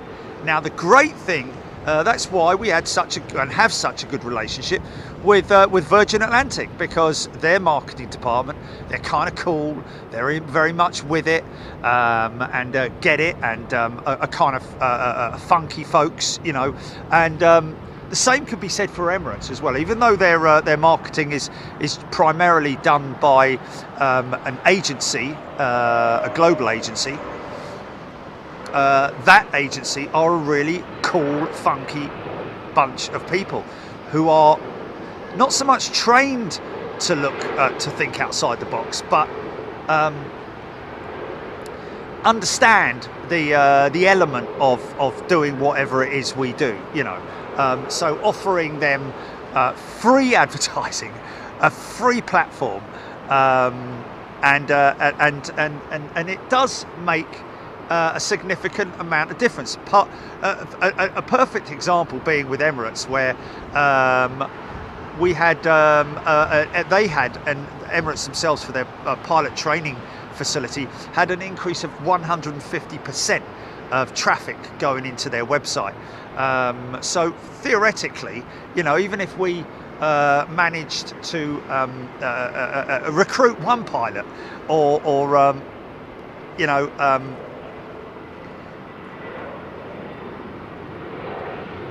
when I say recruit a pilot, I'm talking about have you know, maybe 10, 15, 20 pilots contact the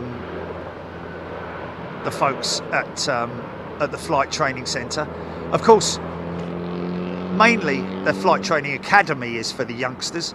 Of course, there is also the opportunity for existing pilots to fly with the airline, and also maybe change their lives, you know. Certainly the same kind of thing that happened to me way back in whenever it was, where I had the opportunity to go and live in California for 4 years. Only 4 years of my life, but it was a great time. Met some wonderful people there, had a great time working with the magazine, running a motocross magazine, which at the time was, you know, I raced motocross and downhill mountain biking, so it was like a dream come true, really. But only for 4 years. You're not stuck in it forever. So if you're a qualified pilot with a certain amount of hours, a minimum number of hours, I think they expect,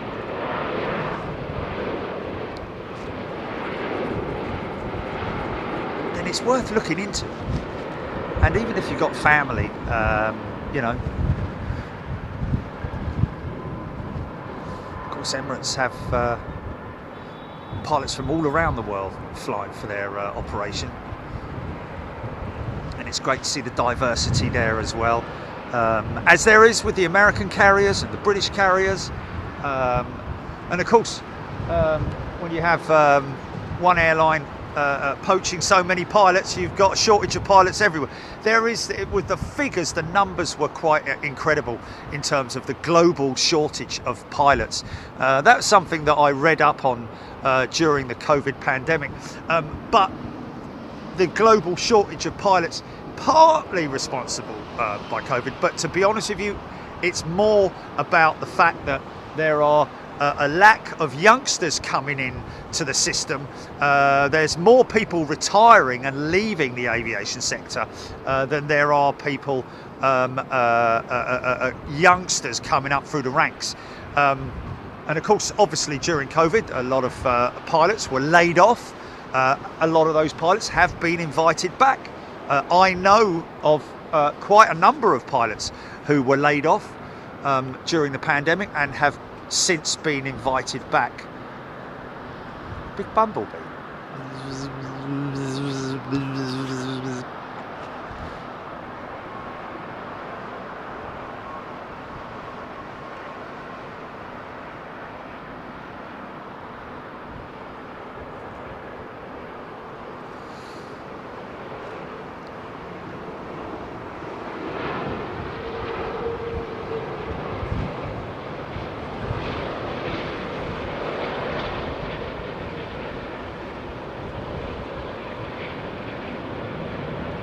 As soon as he shuts those doors, shut that door, you might hear the hum of those Trents. That was a motorcycle.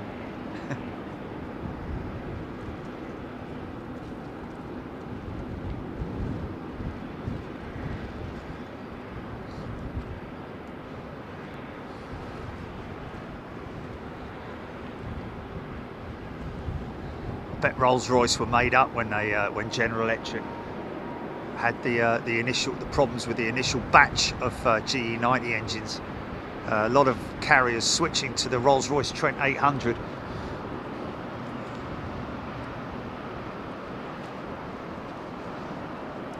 That's why you see some British Airways 777-200s with General Electric, others with the Rolls-Royce power plant.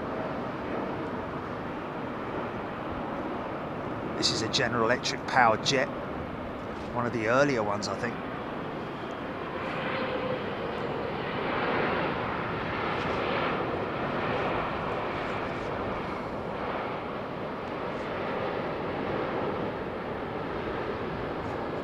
zero reverser, just idle reverse.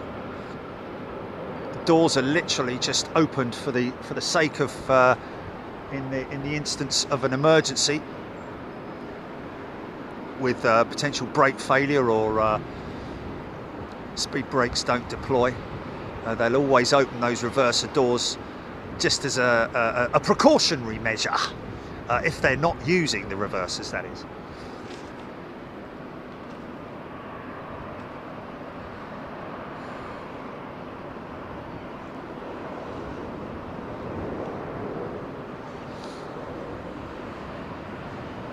Wow, it's early.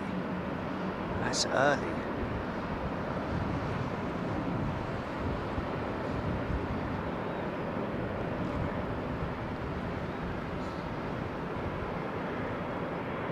Early, but still staying low.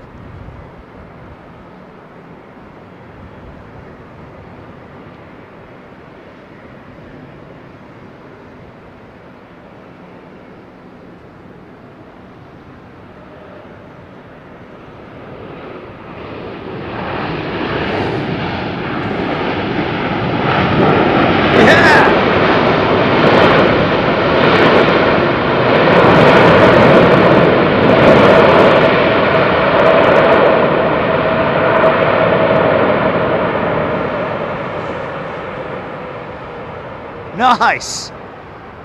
That's something you don't hear very often, or see very often, should I say, is a big bucket load of reverse from British Airways, regardless of the aircraft type.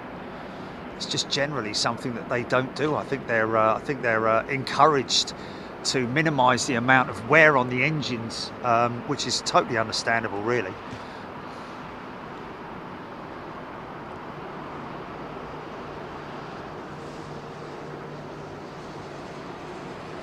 Jeff Anderson, yes indeed, the aircraft isn't dirty.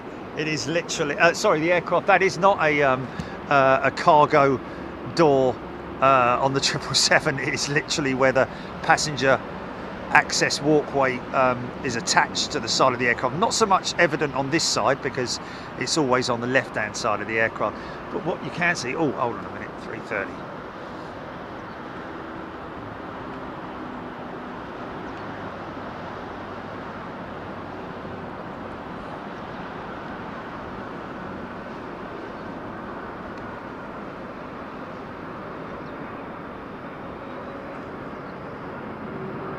Tippy toes.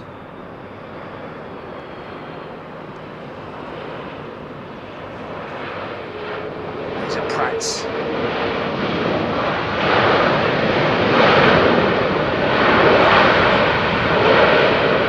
CFs.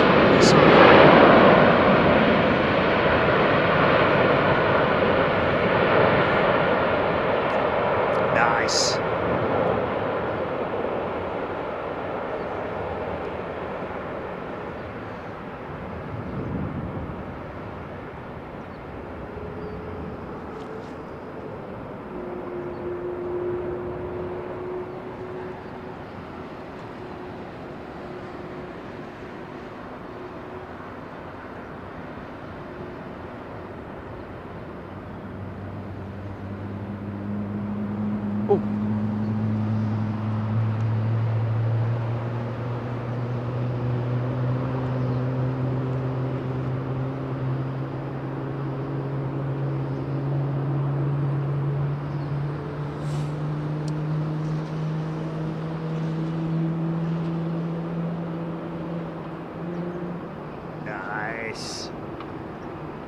Oh, isn't that nice? Paul Skilling has gifted a Big Jet TV membership. Thank you, Paul.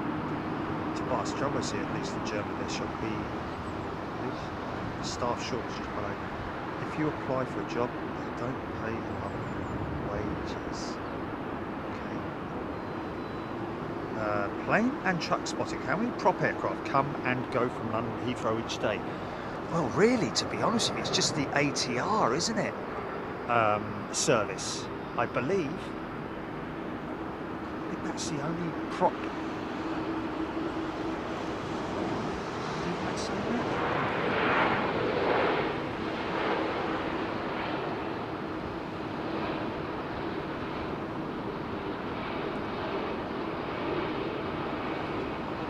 Yeah, Dane, we've discussed that before.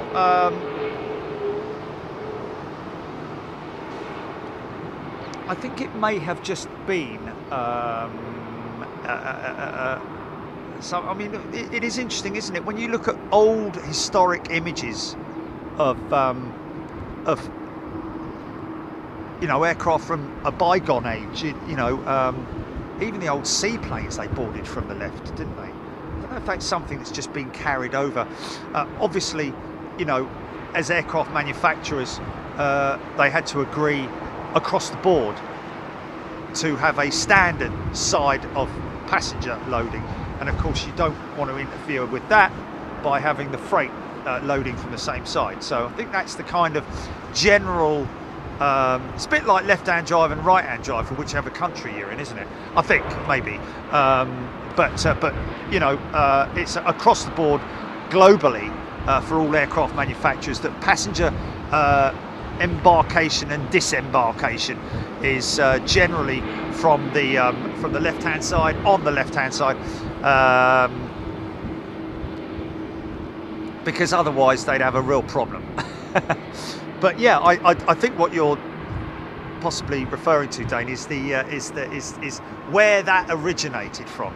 But I seem to recall from way back in the day that looking at old images, most aircraft, certainly in the jet age, were all designed to be to have the passengers boarding on the left.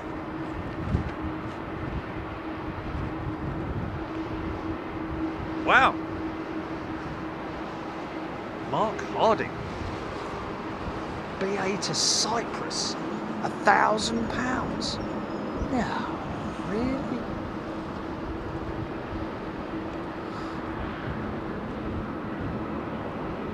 Is that must be right in the middle of the busy period, isn't it?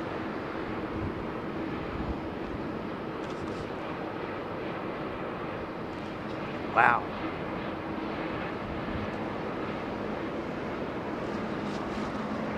That's the latest variant of the Embraer jet, folks, the E2, the Profit Hunter. See the big engine she's got compared to her sibling, which is a tiny little CF34 engine. Minute compared to, I mean, almost the size of the combustor, the CF34 engine, compared to those big Pratt & Whitneys. The new ultra-high bypass ratio turbofans.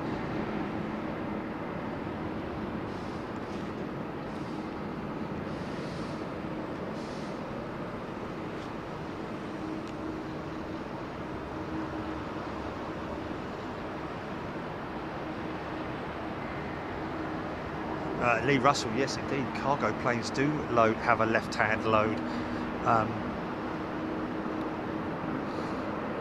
either whether it's a front loading or rear loading, or oh, look at you, cheeky channels, hello.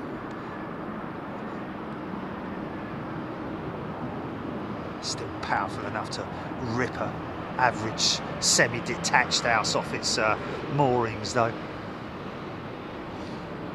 Don't underestimate the power of those engines, man. I mean, a little aeroplane like that powered by a CFM56 engine, I think overall somewhere in the region of between 30 and 40,000 pounds of thrust.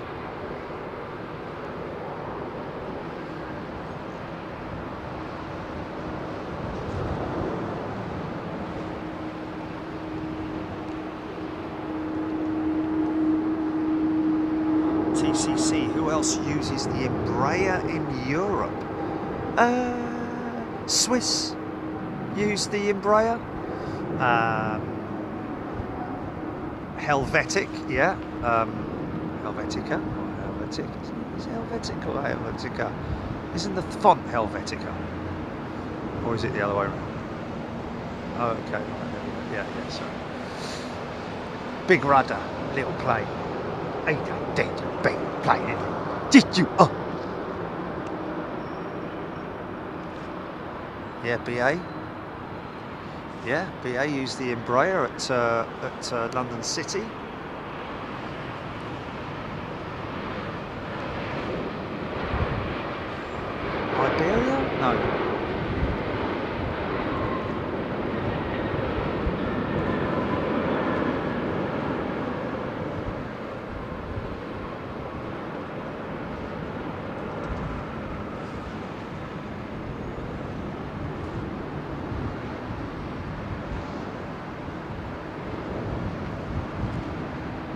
Oh yeah, lots use it.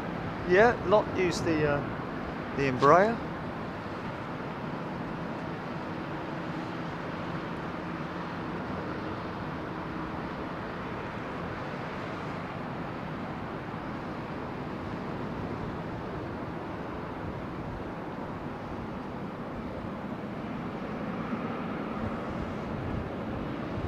Yes. You said Helvetic and I said Helvetica. And Helvetica is the font. Yeah, Lufty as well. There's quite a few operators using the Embraer.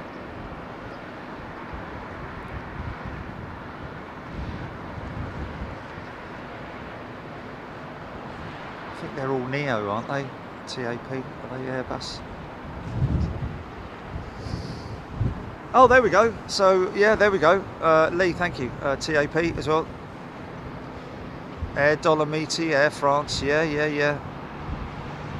Although, I don't know if Air France are phasing their Embraer fleet out and going with the A220. I don't know. Travelling GR, Lufthansa for all, for Alan Robbins. Oriny, yes. GBYAA Binter Canaries. There we go, Lee Davies with Embraer, TAP, Trans Aero Portugal. Australian Airlines uses the Embraer, Air France, Air Dolomiti, Finnair, 17th Mustang. Cheryl Howard, welcome back. Roger Norsworthy, thank you for that. VJ Menon, friend that used to fly the Embraer for BA out of London City. There we go. Jeremy Smith, thank you. Damon Smith, Given Goda. I still miss the days when the little hangar near BA was BMI. Still loved their livery. Mike Stevens, any news on the E2 returning to London City? Nothing yet. Embraer. Well, the E2 is all. Oh yeah. Sorry, it's actually. Is it not KLM who are the launch E2 jet customer at London City? When is that happening? Oh, it's already happened, isn't it? Didn't you say a little while ago, Julie? It's already happened, I think. KLM E2 jet into London City. It's already happened, isn't it? Or has it? Maybe I'm wrong. Damn.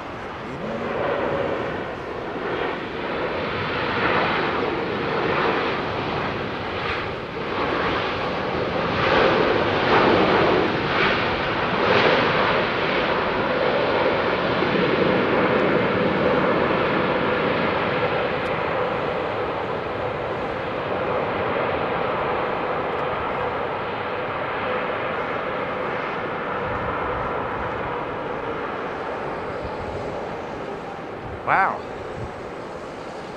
that's quite a significant amount of reverser.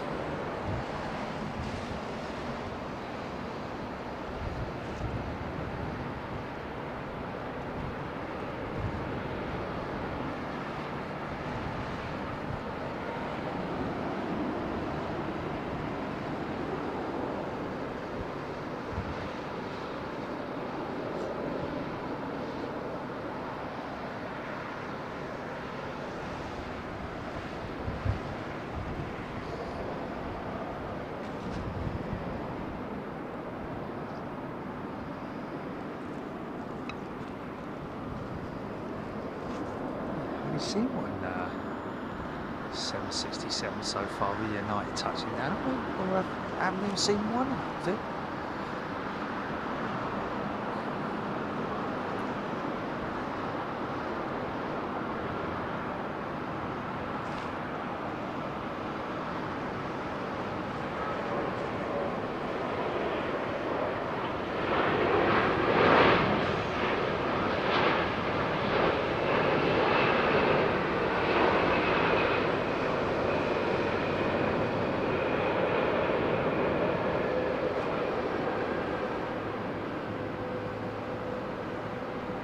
I think that's quite skills, isn't it, really? Applying the reversers before the front wheel touches the ground.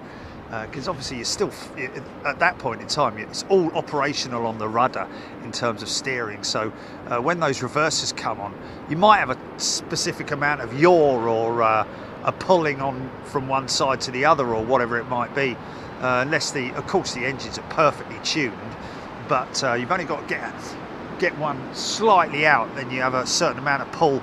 But that's just down to skills, isn't it, in terms of counteracting that pull.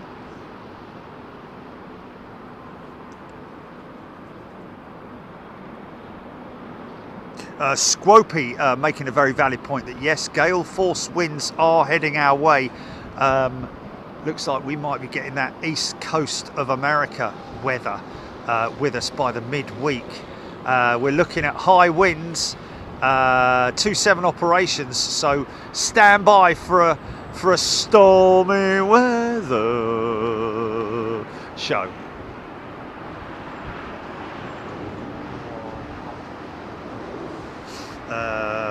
Ewan Weech flew on a Swiss 220 the other day. I have to say it was a lovely experience with a clean cabin and awesome display screens above each seat. Also got to hear the Wookiee sound. Yes, yeah, I've had the honour of flying with Swiss and Helvetic A220s.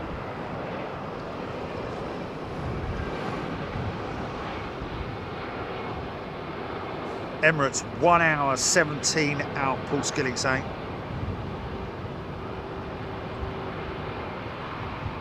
Lee Davies. The newer 321s will also stop the A220. Oh, I don't know, Lee. It's not what I heard. I heard that the A220 will eventually become the new the replacement for the A320 model, but I might be wrong, but that was something that I heard from a very reliable source some time ago, that's the long-term plan for Airbus, is that the A220 will become a replacement, not just an add-on, because at the moment it's sort of like it's there within the marketplace and it is a definite a competitor. It would have been a competitor, and that's why they bought the whole program, to reduce that competitiveness. I think might be wrong.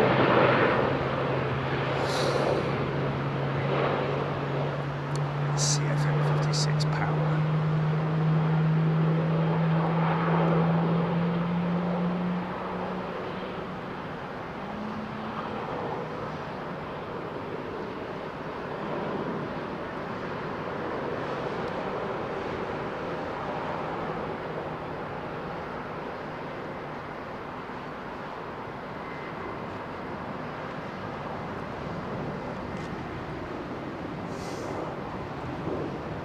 Rob Walker, 2 A220s inbound, around 10 minutes.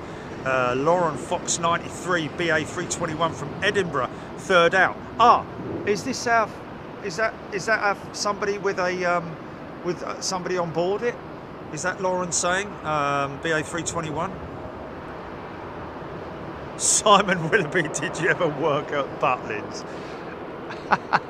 Somebody said right at the beginning of the show, Jilly. Yeah, that they've got, can you film, yeah.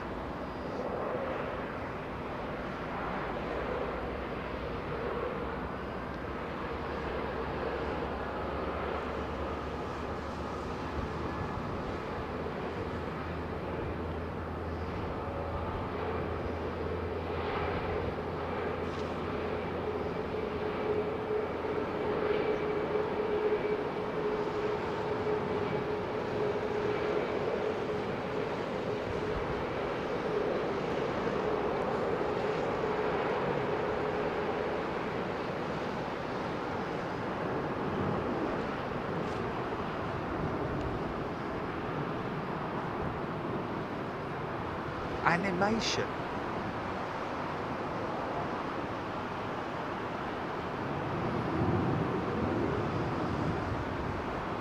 Yes.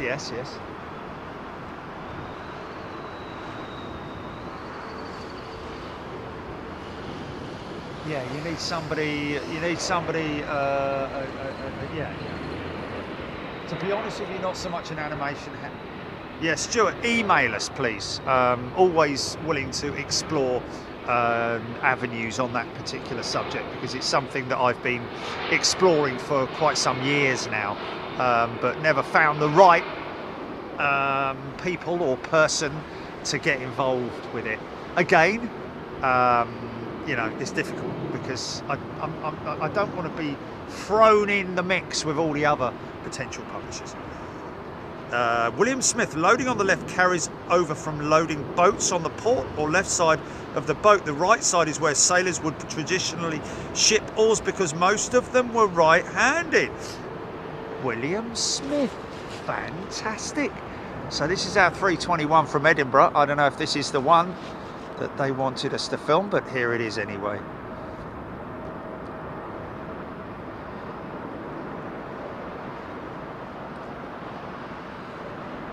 And make a timestamp of it.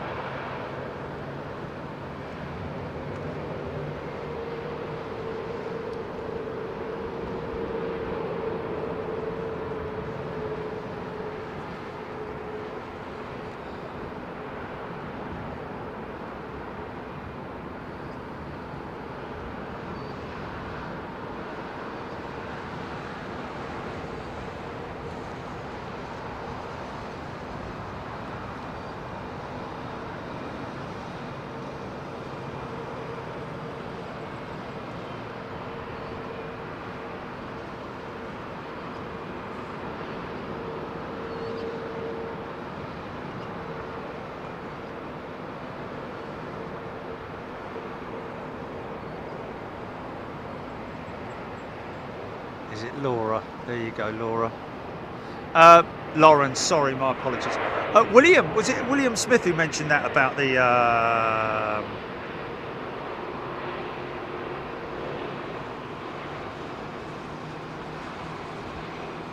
Wow, Martin Smith, my granddad passed away in 1997.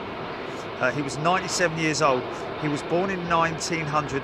In 1909, age 9, he was on the White Cliffs of Dover where he saw the Louis Blériot landing.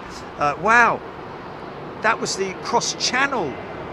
Blimey, what a thing to have seen.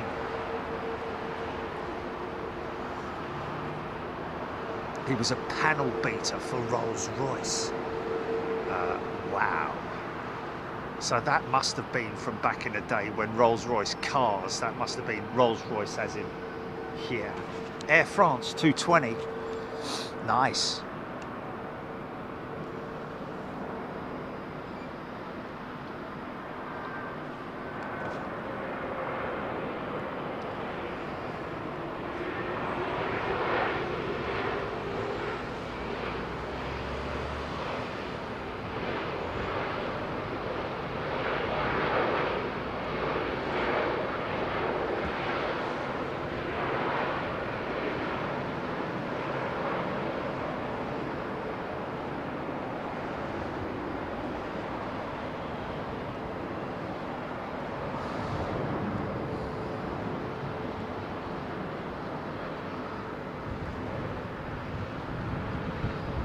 Yeah, I'm not sure what plans Airbus have got for the A220, because obviously they now control and operate the entire production and assembly line of the A220. Initially, it was just a shareholding that Airbus bought into the A220 program with Bombardier, but subsequently they ended up buying the entire production and the whole facility. And therefore now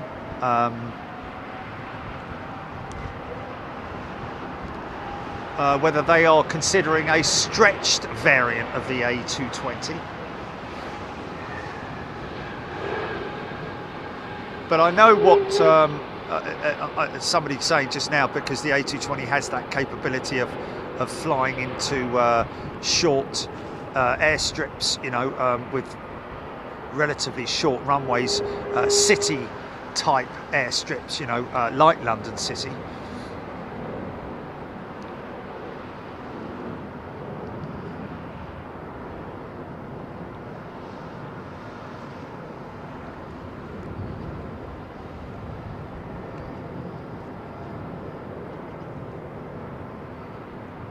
Of course, some people might wonder why Airbus are not experimenting or haven't got a regional prop aircraft. Well, the reason for that is because they have a very strong relationship with ATR. In fact, ATR's facility is bolted onto the Airbus facility at Toulouse as well, and their testing airfield is there as well, or very close by. So I think that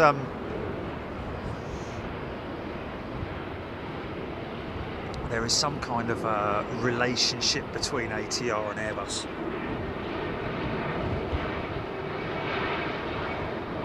Paul Skilling, the Icelandair 757, is heading out for departure. Thank you, Paul. Graham Hepburn. A380 flew over my house on Friday. Seen them before, but I felt I couldn't touch this one as it was so close. Cool. Ian Snelling, BA from Edinburgh next in. That was it. Thank you. Kenneth White, seems the clamshell design would be more efficient for diverting thrust forward. How does the newer version work? Well, Kenneth, it's not so much a newer version. The sliding door Coldstream type effect. They're all Coldstream now, but yeah, it's just literally a different design.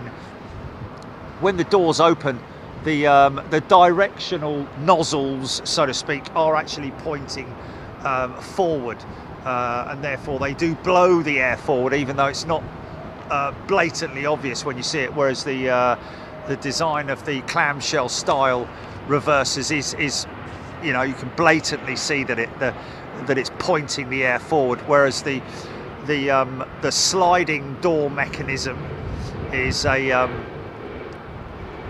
serves the same purpose. It's just as far as I can see, it's less moving parts, isn't it? You've got 4 doors that need to open and close. Obviously you have mechanisms and all that kind of stuff going on with the hey, where's this 330 going to, Chile? It's not another one going down to southern France, is it, for storage? Lauren Fox, my absolute pleasure. Alan Holgate, take care, all the best. Let's go to JFK, is it?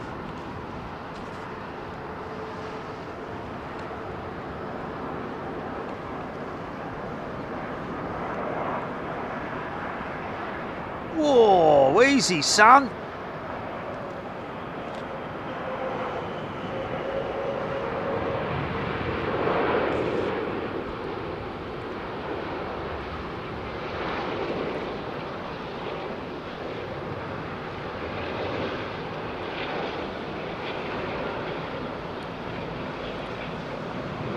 It's obviously a very complex system within, but from what I can see, the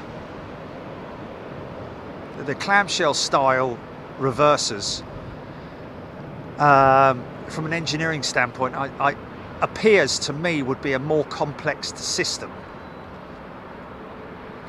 because of the hinging mechanisms. So there's obviously more moving components that can potentially go wrong, and of course they undergo a tremendous amount of pressure, or stress, should I say. Is he going to JFK or is he just on remote? He's coming off of remote.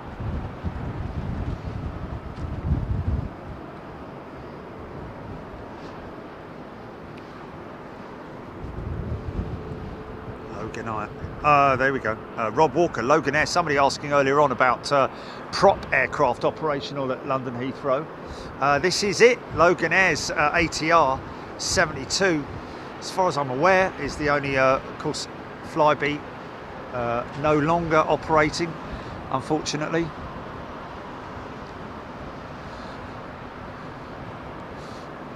I think they were a little bit too hasty, Flybe, to be honest with you. I think they should have waited.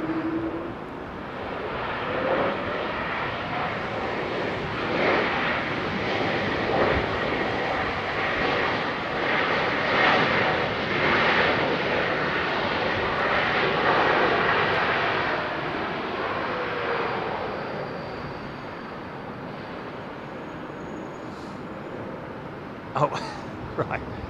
Okay.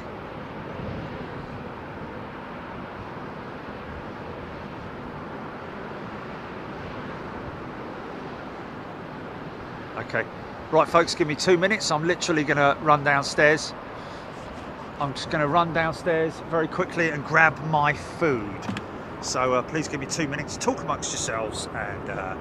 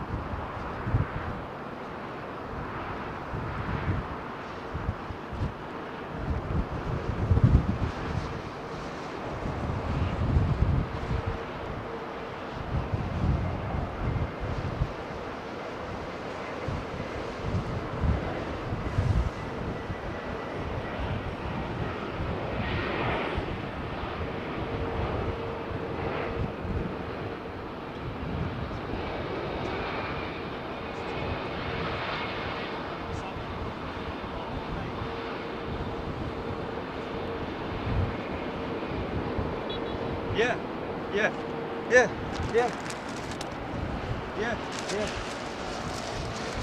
Okay, so that can stay in there for a... Hold up. Roll up, roll up. Get your food down. Okay, what we got? Blimey. What's that doing?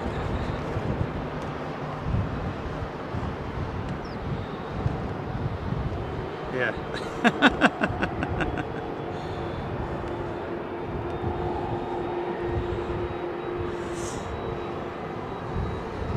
Bev C, that's the control tower. What's that? Big giant robot in the middle of it. Oh, there's Logan, there's ATL. Now listen to the reversers. And obviously they don't have reverser sleeves or anything like that. These are the pitch on the propeller is what controls the reverse power. Here it goes. And there it is now. There.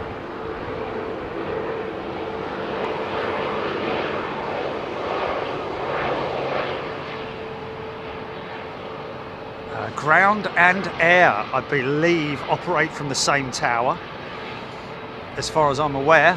But some airports have separate ground towers. Nice sounding traditional engines on that 767. Kenneth White. Yeah, listen to that. Nice. He needed to get off pretty quick, didn't he? Oh, easy, son.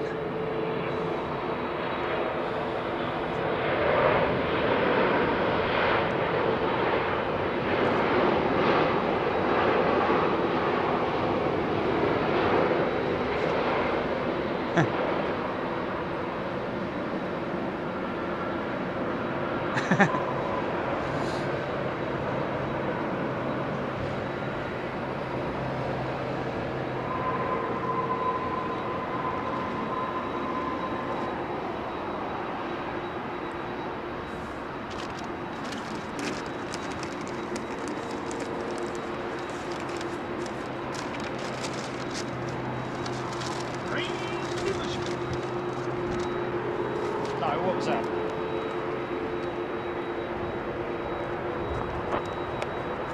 The ATR is the current aircraft that can go back.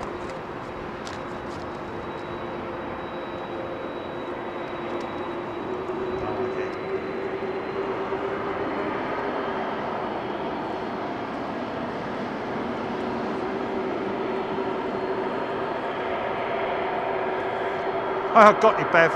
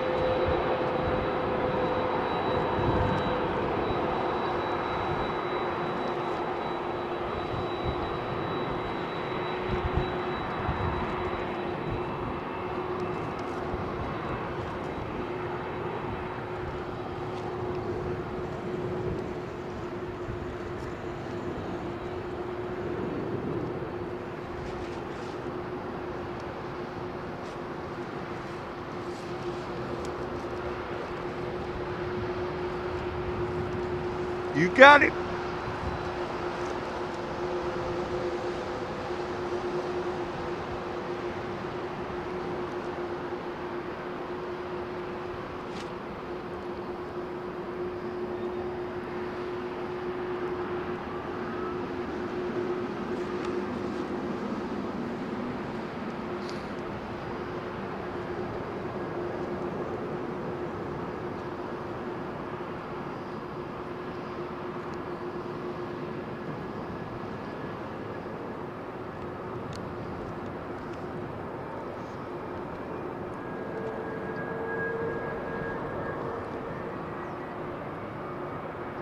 Delta 339. I think I've missed the...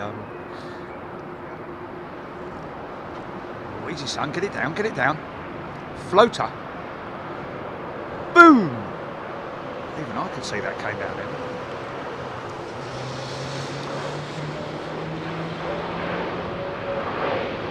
Oh, there you go, mate. Yeah.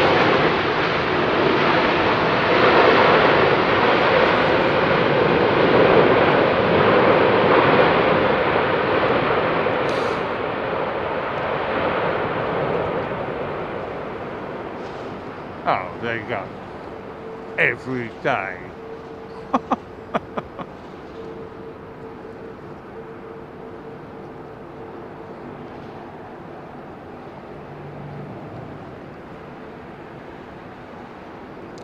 Was I right in saying that Delta have disposed of all their 777s earlier in favour of the 339 and the 350? Have they gone all Airbus?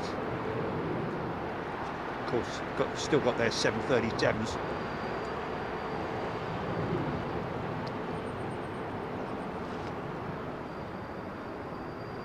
And their wide body fleet, I'm not sure if they're planning to go all Airbus or what the plan of action there is.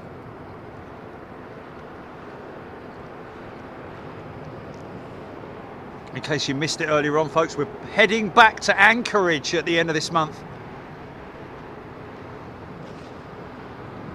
Last weekend in April.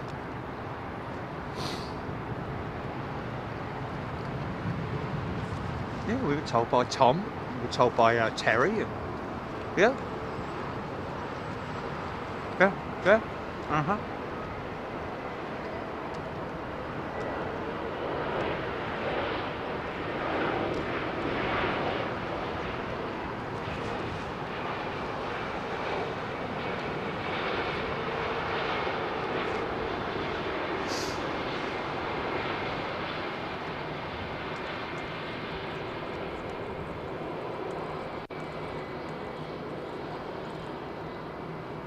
TCC, so US West Coast to Europe on a 330neo, no problem then? Absolutely. Why would it be a problem, TCC? Absolutely. Always has been. Manageable, hasn't it? And in terms of fuel burn, obviously an old 330, you know.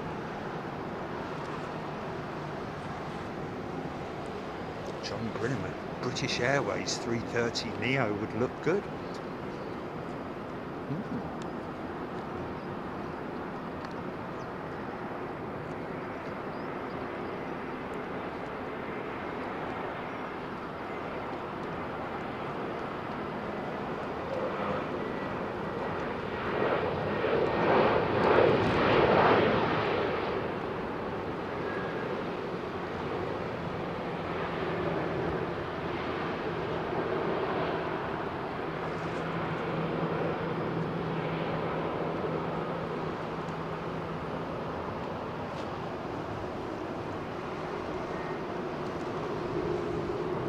Oh, there we go. Stephen Lusky. Yes, Jerry, Delta are practically all Airbus now, apart from the 737s. They had a big fallout with Boeing over the C Series, or 220, as it's now called. But that is Airbus. Oh, as in they had a big fallout with them because they were ordering the 220. Oh dear. Wow.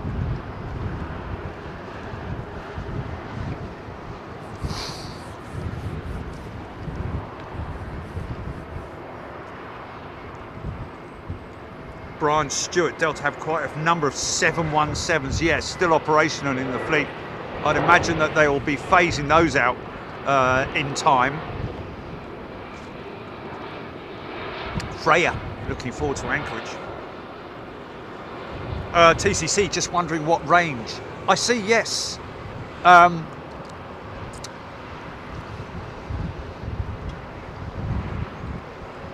Well, that's a Google thing, isn't it, TCC? I think never been an issue, twin engine stuff. West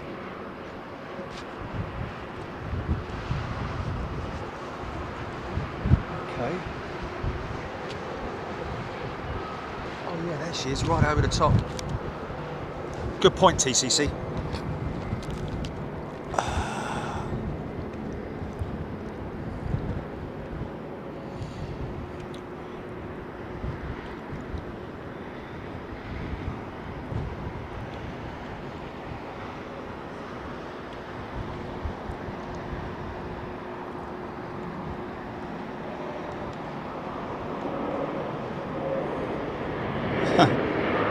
That's pretty bleeding typical, isn't it?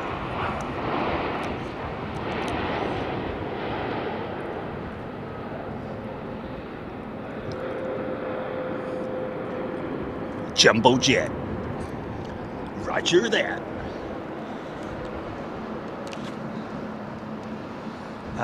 Just do mic check, that's fine. Nick B, yesterday I saw a United 757-200 depart Heathrow to New York, which I thought was quite rare.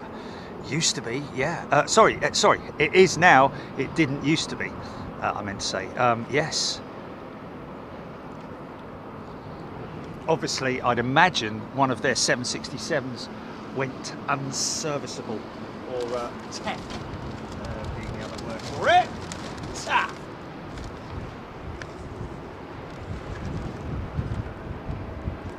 Ethan Passman, Delta still have a few Boeing 757s. Indeed they do.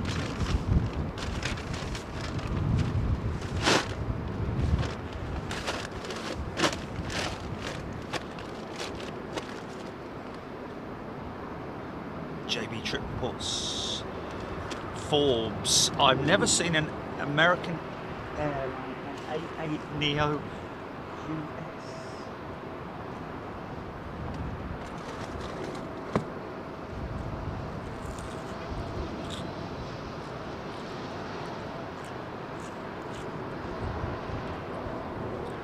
Mike James, I think that was cargo up 747 west to East Maidenhead, over Maidenhead, Chicago to Luxembourg.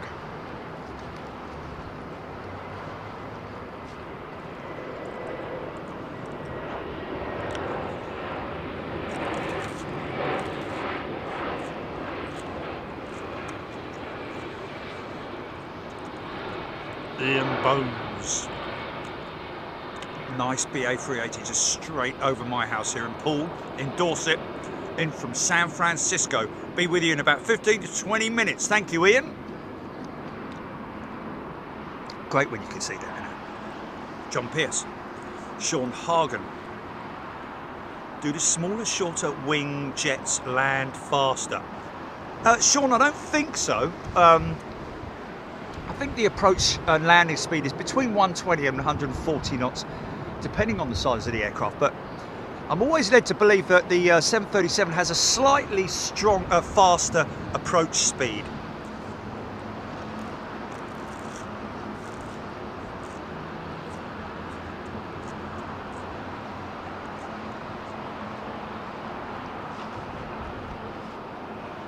Lord Geeker, what that question that you just asked, literally copy and paste it and put it in Google and it will give you the answer.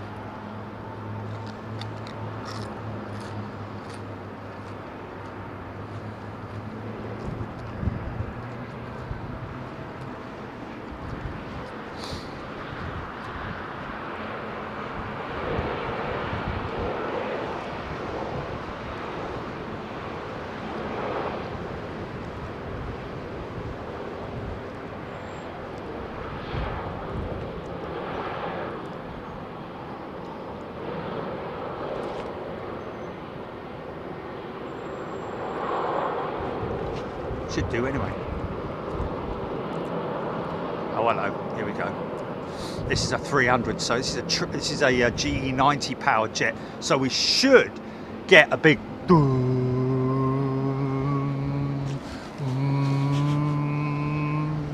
start out.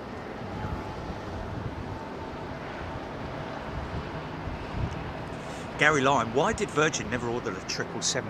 Well, Virgin Australia operated the 777, I believe. But, you know, just offered a better deal with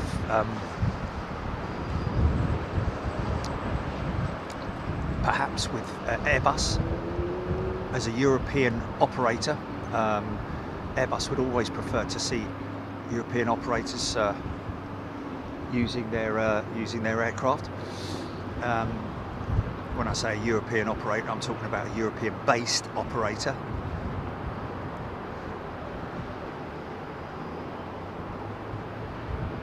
Give and go, Doc. I know that the original core A330s had a pretty mediocre range compared to its rivals.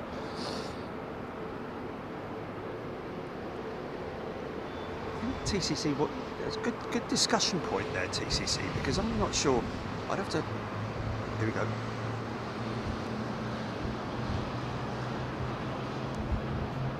Mr. Kane. Up to 7,200 nautical miles.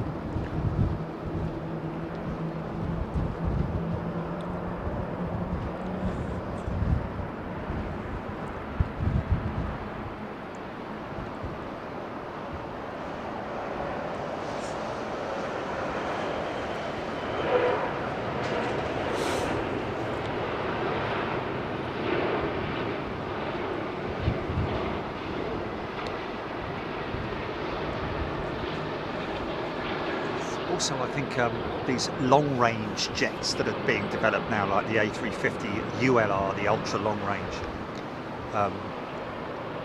the Neo, it is just literally a case of being able to increase its fuel capacity for range. So additional tanks, maybe tip tanks. Here we go.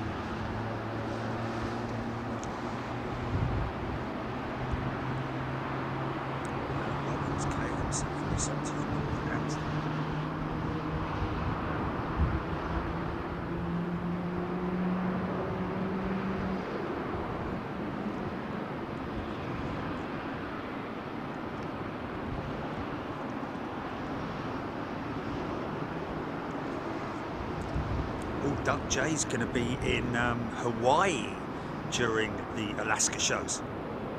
Just a 2-hour time zone difference. Michael Gressick. Bootle lad, bring back the VC-10. Haha, just for a day. Up till a few years back, didn't somewhere have a VC-10 that was doing taxi runs? I don't know if it still does.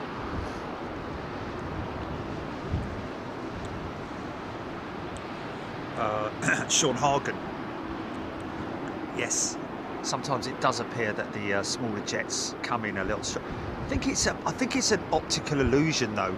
To be honest with you, Sean, because the big jets are obviously, it's just a bulkier looking thing, isn't it? Whereas the smaller jets sometimes, especially the 737s, and again, it all does depend on the perspective in terms of the angle that you're looking at it from.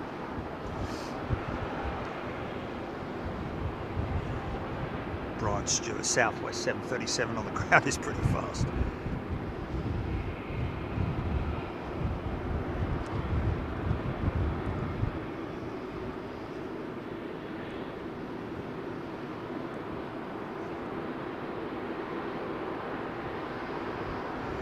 Oh, Lord Geeker, it was rhetoric. Okay.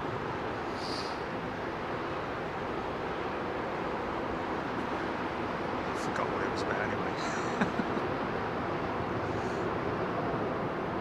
Jazz Views, tuning in from the Lurkers Lounge. G'day to you, Jan. Mr. K. Oh, scratch and sniff. Have a whiff of that. Oh, that American's engine start, fuel injection into the burners has just reached me. I'm just getting a full nose full. Oh, yes, yes, yes.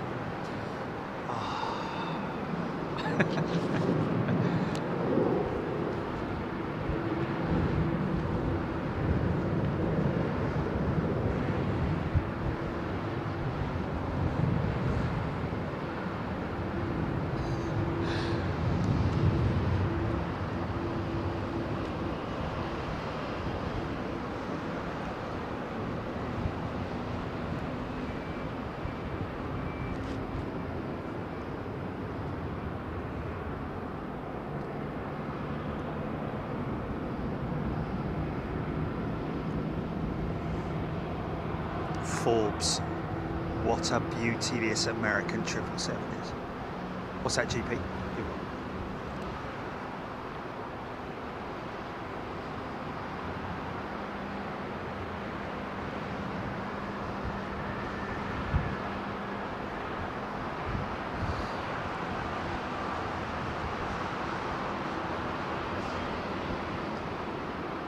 No,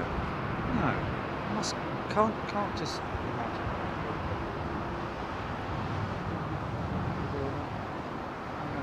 A lot of people wondered.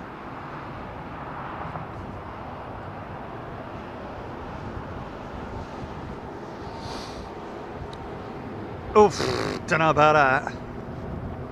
Still get people who've been watching us for like 6 years asking us when they do a runway switch on 09s.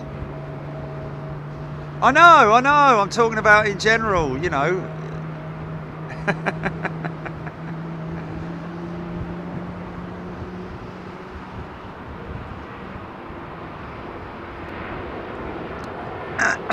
Yeah, there's no harm in doing it, people like it. Seems to be popular in Germany.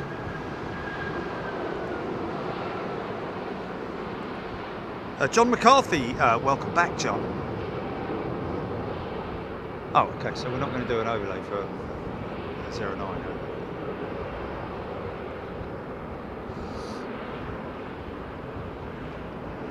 Okay. Okay.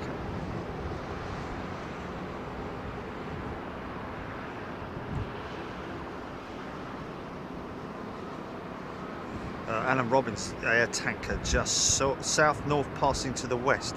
South-north? South-north. Oh, south to north passing to the west. Okay. Oh, I missed that.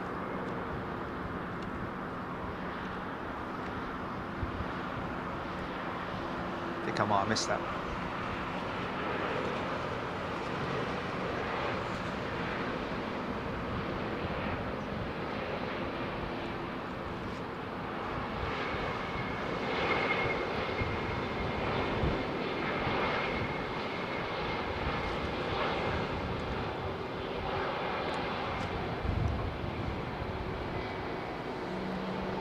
Welcome, John.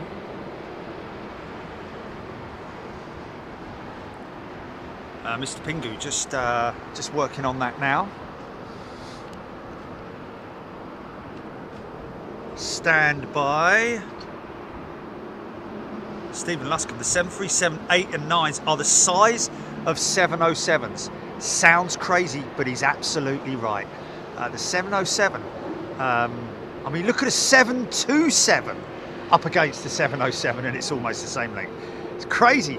Big 4-engine jet like that. It's like the Coronado.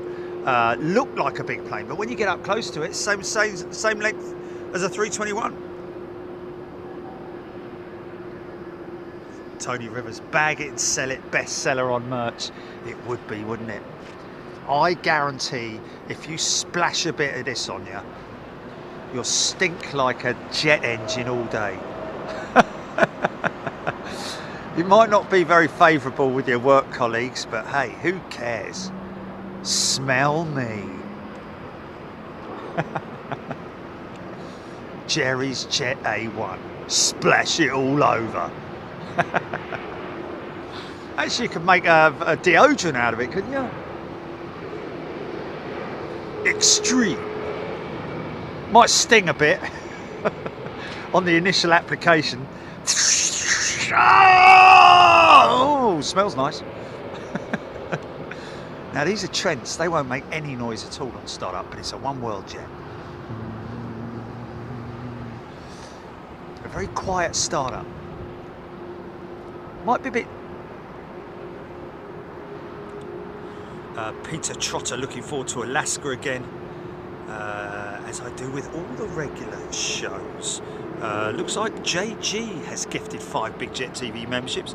Thank you, JG. Please, if you are gifted a membership, please take a little bit of time to say thank you to whomever gifted you membership. Sue Taylor, been lurking, playing guitar and watching. Deborah Sherwood, secondary axis freak.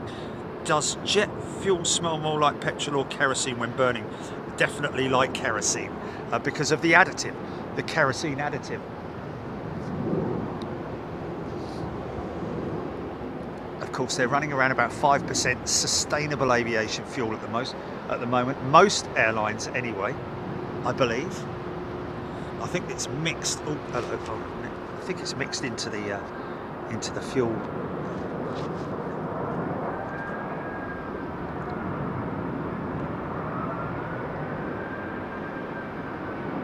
Easy, easy, easy.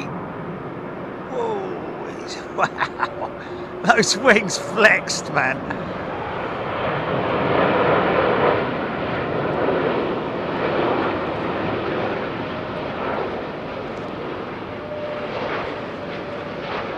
Big brakes. Big brakes, lots of brakes. Jar jar bop.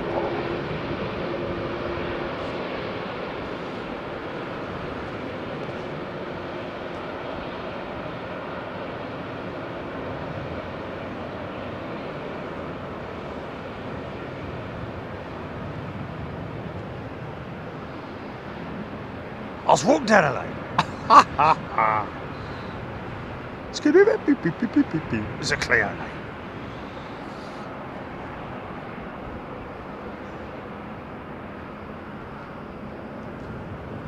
Jar bottle ball jar. Ha ha ha ha.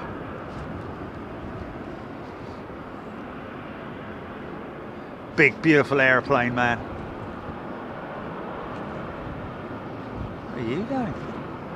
Right, there, son. Good day, people. Julian has gifted 5 Big Jet TV memberships. Julian, thank you so much. Lovely thing to do. Big shout out and welcome to all our new members from today, and all from all over the world and whenever it was you joined, whether it was 5 minutes ago, 5 seconds ago, or 5 years ago, or 6 years ago, or 7 years ago. A very warm welcome to you. Good day.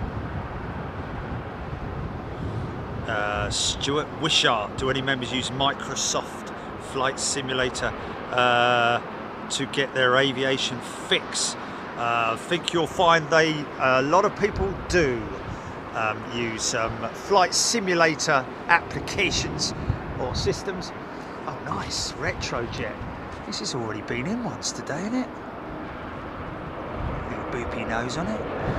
Anyone see my boop nose picture on Twitter? When I was at Frankfurt, big old jumbo jet parked right outside the window.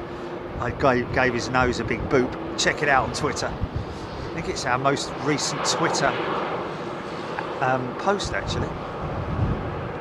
It's quite funny. CFM 56 engines.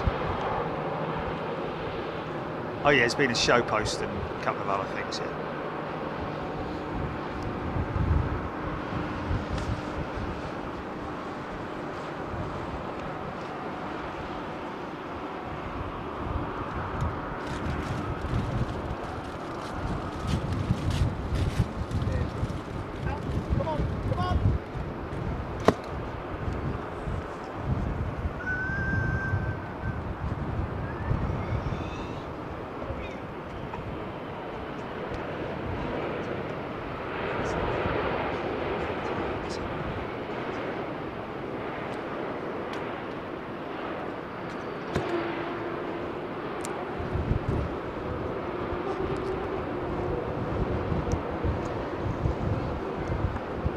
Okay.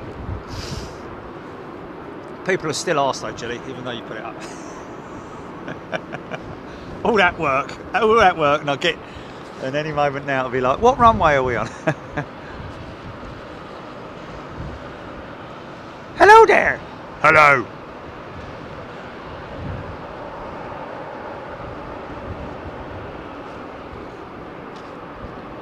American triple. Waiting for that BA to taxi past. Go on, son.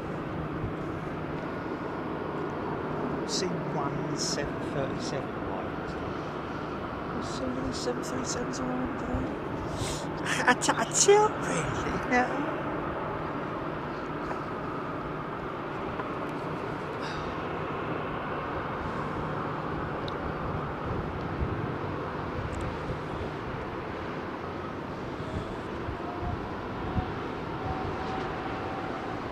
John McCarthy, 380 not have reverse 1 and 4, Jerry.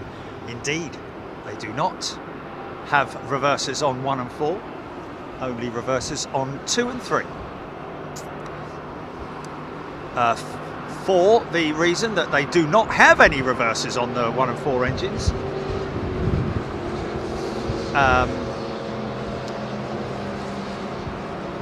Something that I've discussed many times on the show before, regarding the reasons why, and that is because the aircraft has so many brakes on it, it doesn't actually need, it's got the power of braking of those 2 reversers, and of course that coupled with the ground spoilers or speed brakes,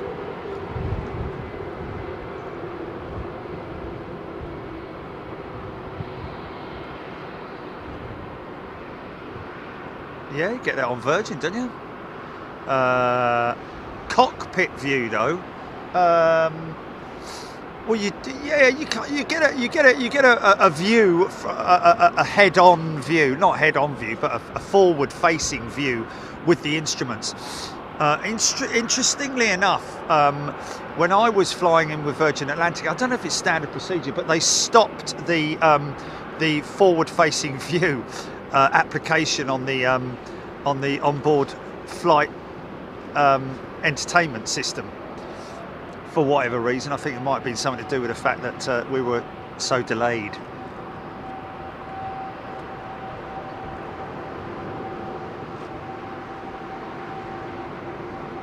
Simon Tyler in Cyprus, chilling in the hotel room. The weather hasn't been that brilliant. That's a shame, Simon. I hope you've had some good weather anyway. Bruce McDonald, Junior Jet Club 74.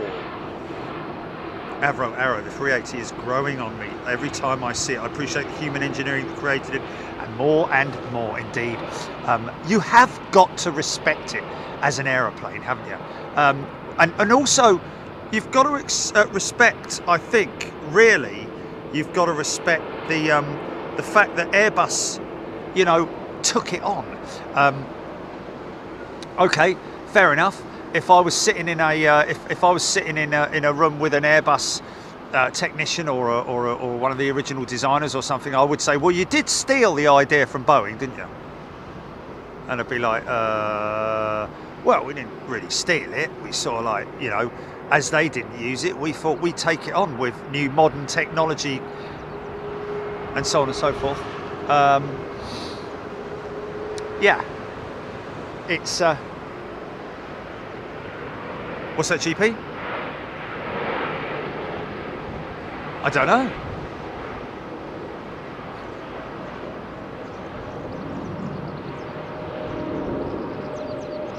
Okay. Well, did you just phone on WhatsApp then? Okay. Okay. Wow. Look at these 2 birds of prey right here, man. The beautiful, beautiful markings on that.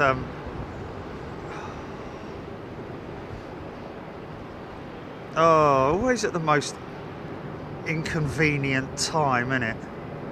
Never mind.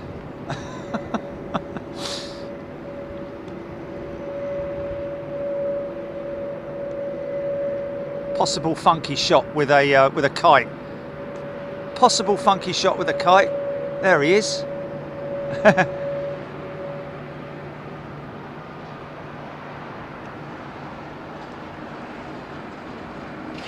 Yeah, you've got to be impressed with that, with the A380. But the original design of the double decker is you've got to give it to Boeing.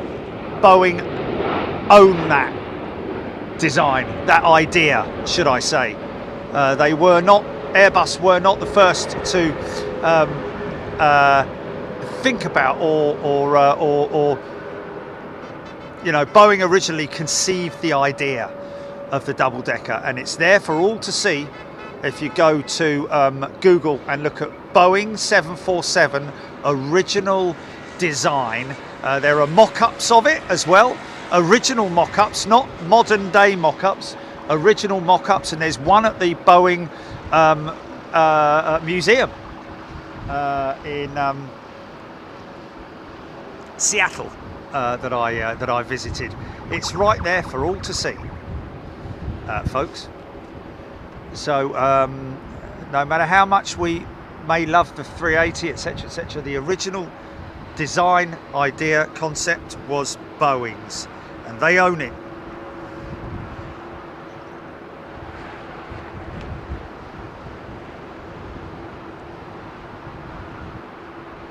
Avro Arrow, the 380 bird of prey wing. Yeah, it is a bird of prey. Well, actually, to be honest with you, the A380 and A330 have a very similar, the original A330 wing, well, both more or less the same, but they do have a very similar look about them in terms of their design, well, profile, should I say. Beautiful wing, man, beautiful wing. But then again, you've got to look at Boeing's 787 wing and give that some major props, haven't you? I mean, the flex on that thing is just incredible. But I think, and please correct me if I'm wrong, but I think that Boeing, the issues that they are having now with paint cracking or delamination on the wings is either down to flex or it's down to the ultraviolet, the paint itself having outgrown its lifespan, I think. And somebody's mentioning on the show the other day that that Boeing, the 787s are coming to their major service intervals now, in terms of like, well, I mean, I'm sure some of them have had D checks already, haven't they? But those checks are major checks, where the aircraft is almost dismantled, engines off, undercarriage off, everything goes for servicing, panels, every panel that's removable is removed, all the every single panel on the aircraft, and therefore obviously the skin of the aircraft in terms of these carbon fuselages, will go through a very significant stress test or fracture test, you know, using special instruments, etc., etc. Alan Roberts, A380 departing Pine 777.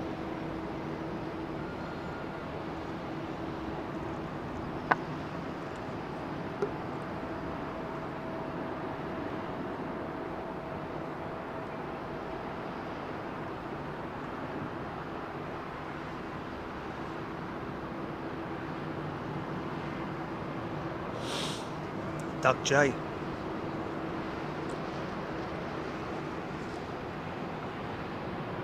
Oh, somebody on Twitter correcting me that apparently McDonnell Douglas looked at it in the 80s, did you say, Gilly? With the MD-12. Oh. Oh, really? Well, that's kind of what, yeah, the original 747 design looked very much like 380. Then they went to the 747 with the hump, and that looked more like a 747, but a very sort of like hybrid type 747. Very interesting history.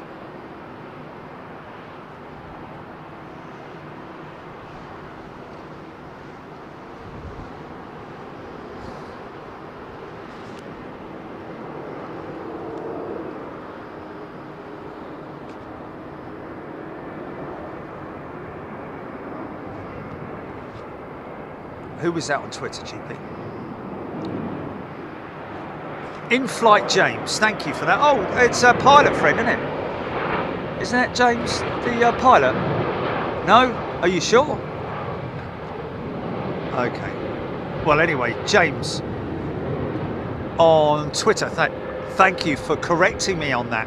Well, sort of like, you know, enlightening me and sort of like expanding that whole thing. Not just Boeing who conceived it, and it wasn't Airbus who was second. It was actually McDonnell Douglas who toyed with the idea. I wonder why they gave up on the idea. Maybe just cost of manufacture, and possibly some airlines may be going, no, we're not really interested in that. Possibly at that particular point. Maybe they just thought about it at the wrong time, if you know what I mean.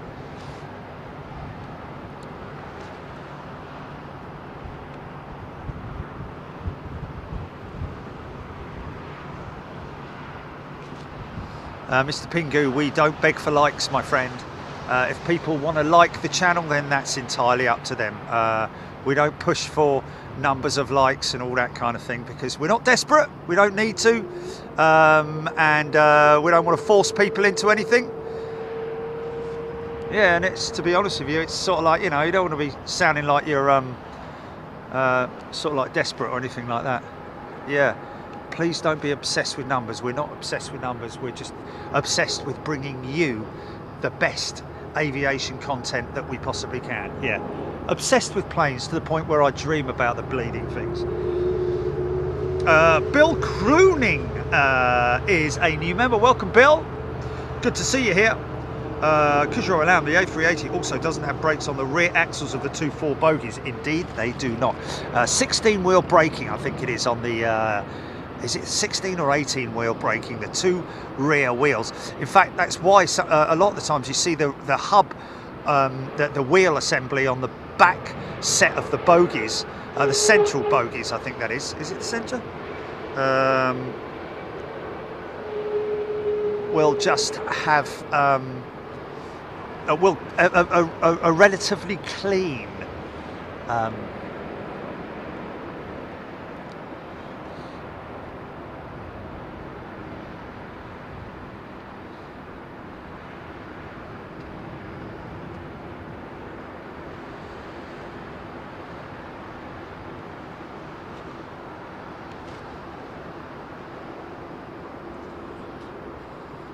welcome, Bill.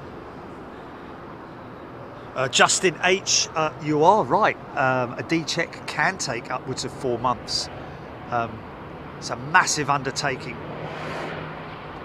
I think at the moment Emirates 380s are going through some D-checks on their 380s, which is a huge undertaking. I was very fortunate. I was very, very fortunate on my way to going airside at Dubai. The only person in the world to have ever done so in terms of live streaming.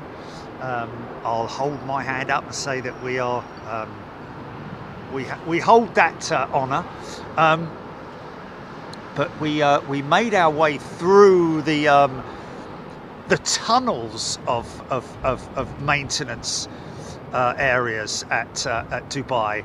Just literally, it was a maze of tunnels, and drove in, turned right into one of the hangars, and there it was, beautiful big 380 with everything off, literally everything off, you know, like the interior completely stripped out, although they were putting new cabins in it, but all of the paneling around the wings, you know, the access panels, every single panel was removed. Engines were still on. I don't know whether they were had been taken, removed, serviced and replaced, or whether they were in the process of being removed. Tony, good day to you.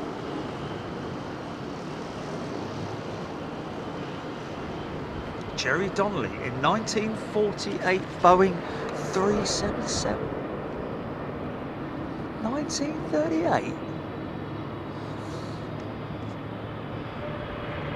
Wow.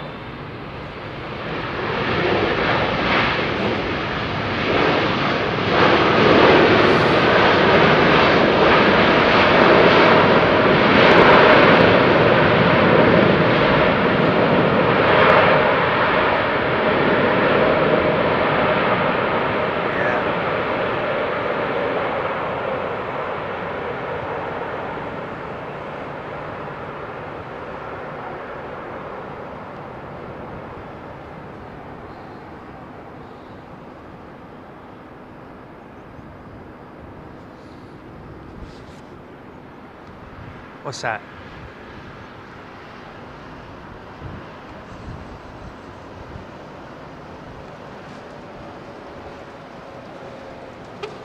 That's a good question, Arrow. John Pierce, Jerry, the exhaust thrust from the 777 on landing can't be a million miles away from the lower portion of the flap, can it? Well, John, bear in mind that the reverse thrusters are throwing the air forward, and therefore not obviously directly onto the flight surfaces. Otherwise, like you say, well, it would be reverse thrust. Then would it be forward thrust? But and that's why, obviously, you know, the flaps are more extended for arrival than departure. But yes, good point. Somebody asking,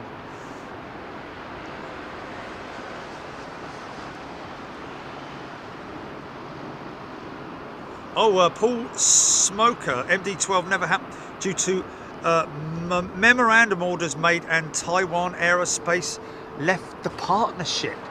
Oh, okay, so therefore money, really, I think, by the sounds of it.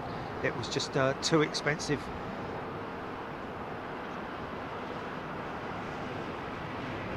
Paul Skilling, Aero Mexico, 788 in 22 minutes. LATAM 773, 25 minutes.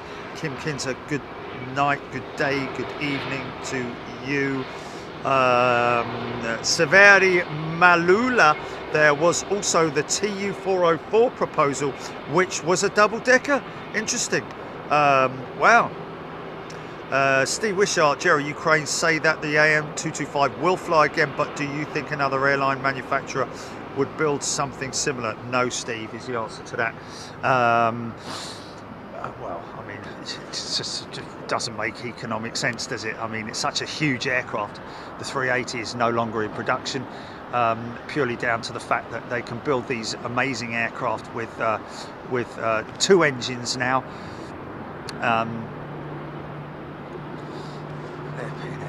But the AN225, you know, really the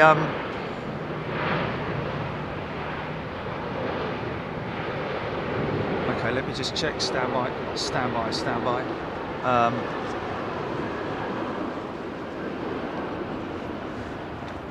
Okay.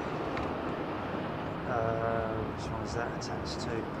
That's attached to that. I think that's no. So it went off and came on again. Okay. Yeah, everything's working fine there.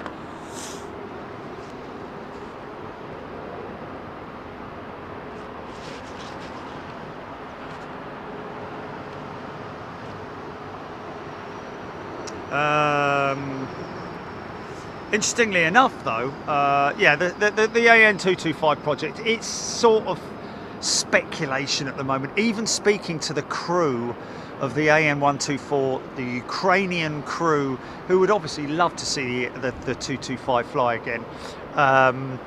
When I said to them about the 225 rebuild, they were like, not really. That's a long way away. Twin engine start on the 380 if they want it, and there it is starting now.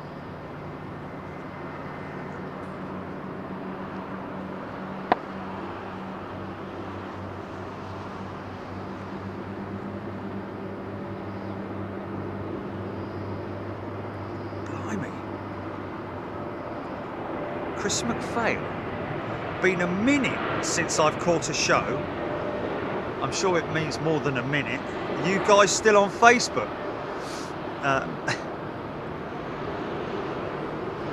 Just YouTube Chris McPhail. We don't do fake book anymore.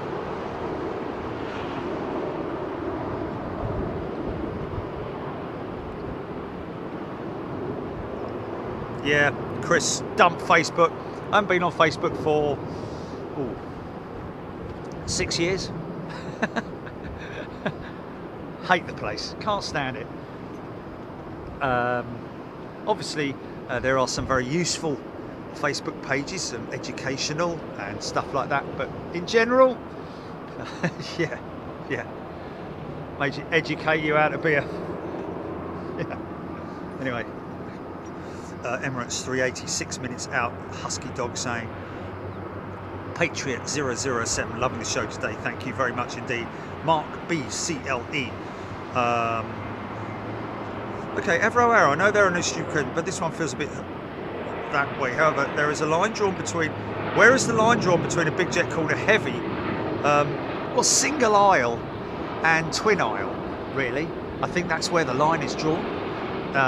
A heavy can be anything from, 767, I think a 757, because it's single aisle, isn't it? 757 single aisle.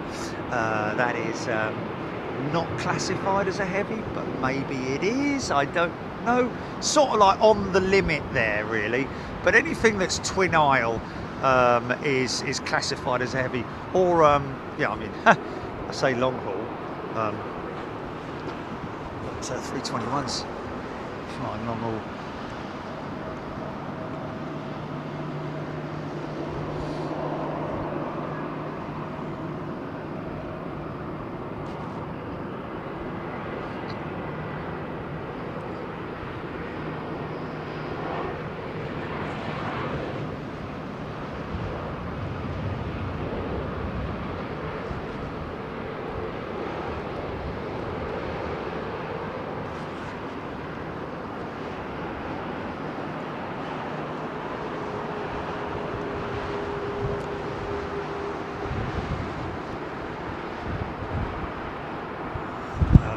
Arrow, the Dreamlifter. Yeah. It's not the most pleasant, aesthetically pleasing aircraft in the world. The Dreamlifter, God bless it. It literally looks like a 747 that's been, the front end's been chopped off and the back end's been chopped off, and there's just a huge, great big toilet roll in the middle of it. But that's kind of the same sort of thing that we're talking about with the Beluga, but it's just more aesthetically pleasing, the Beluga, I think, is it not?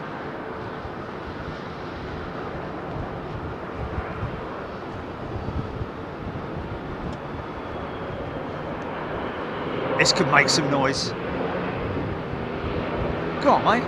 Don't let me down. Oh, nothing at all. Okay, sod you. We're going to the Emirates route.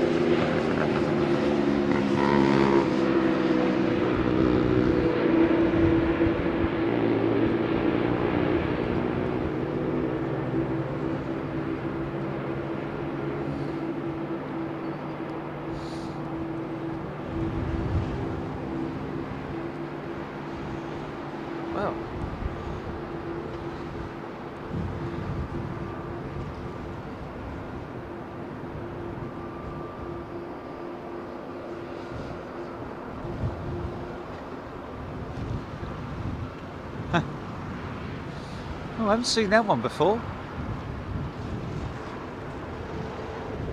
Probably have, but I just don't recall it.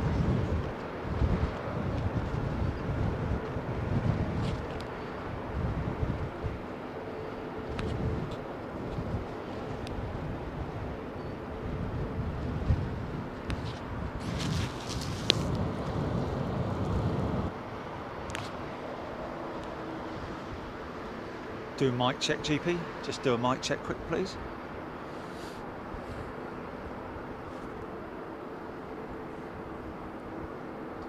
Yeah, going through till 3 o'clock this afternoon, folks. Another 10 minutes. We will be back Wednesday. Just keep an eye on the weather, ladies and gentlemen, because we are expecting to be hit by some serious heavy-duty weather this coming week. In other words, back to normal. That's it. That's your summer over with. Thanks. Thank you and good night. Yeah, I know. Check, check.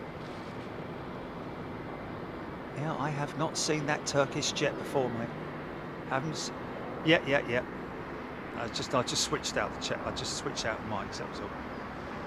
I've not seen that one before, mate.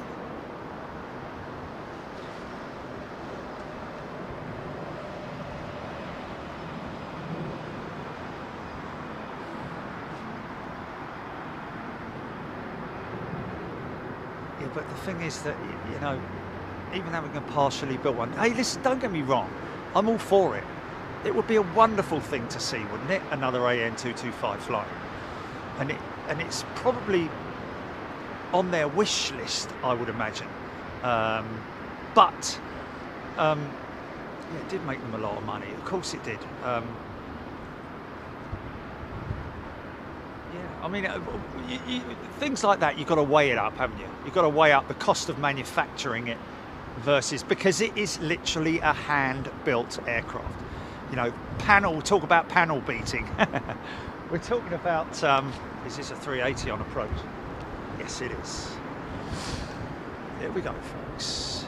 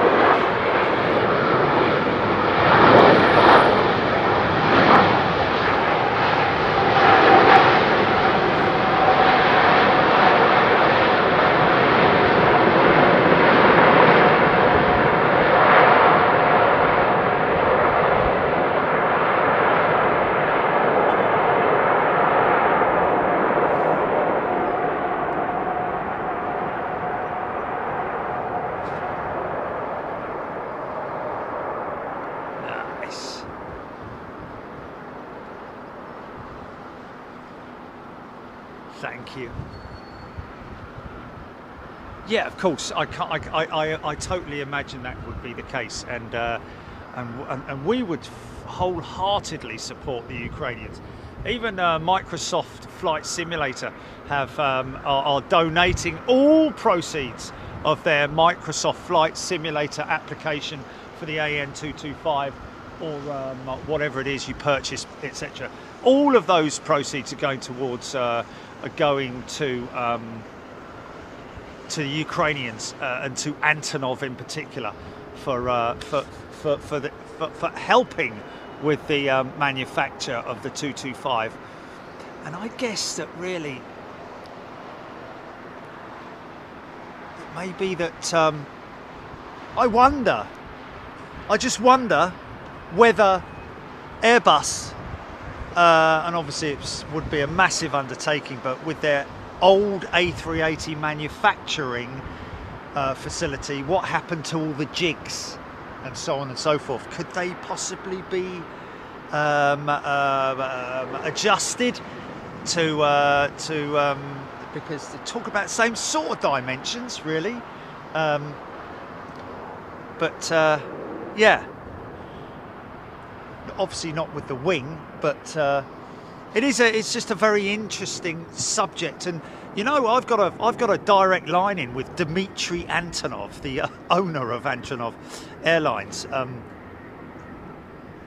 Oh, he's a pilot with on the AN225. Okay. Sorry. All right. Why is his name Antonov then? Oh, okay. So sorry about that. Okay. Oh, okay. All right. Okay. Forget I said that. Well, anyway, I got his number. And I'm sure he knows a lot more than what a lot of people know, if you know what I mean.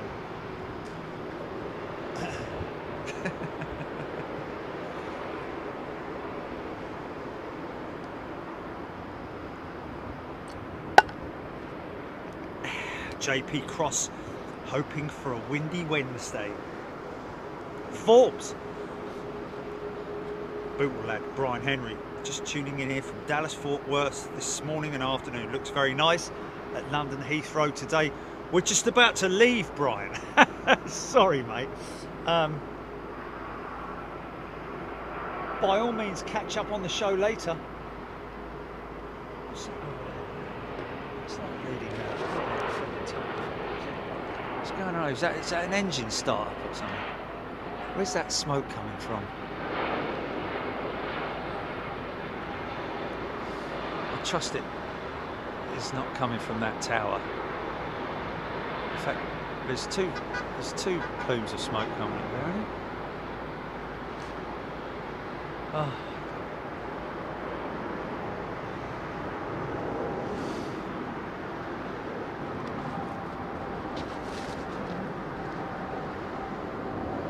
No, I think it's from something else.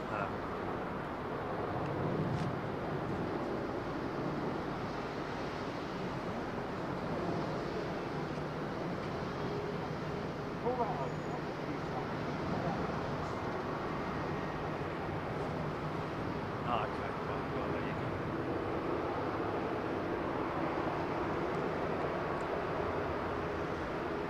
go. 17th Mustang.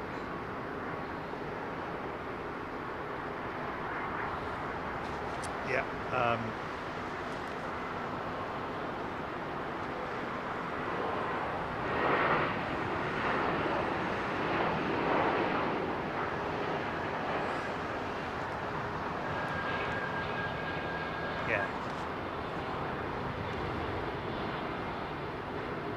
Rab H, all proceeds for a whole year. There we go. Jeanette Haynes, we all love a prop. We all do love a prop. Nick Gray. How much would it cost? Millions and millions and millions. Because it is a hand-built aircraft. However, I may be wrong there. I mean, I am right in saying it was a one-off aircraft. It's not like they had an assembly line for the AN225. However, when they originally built it, they must have had jigs for alignment. You know, it's a pretty standard procedure. This guy could make a bit of a racket.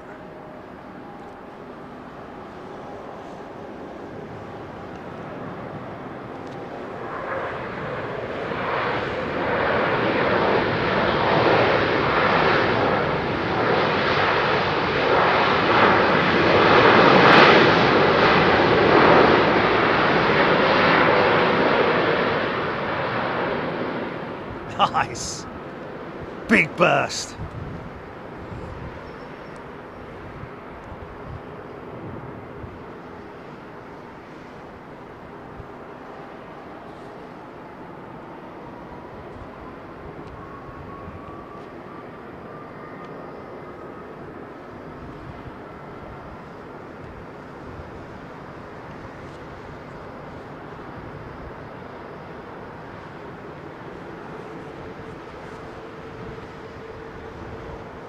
Because I am the Scarlet Pimpernel.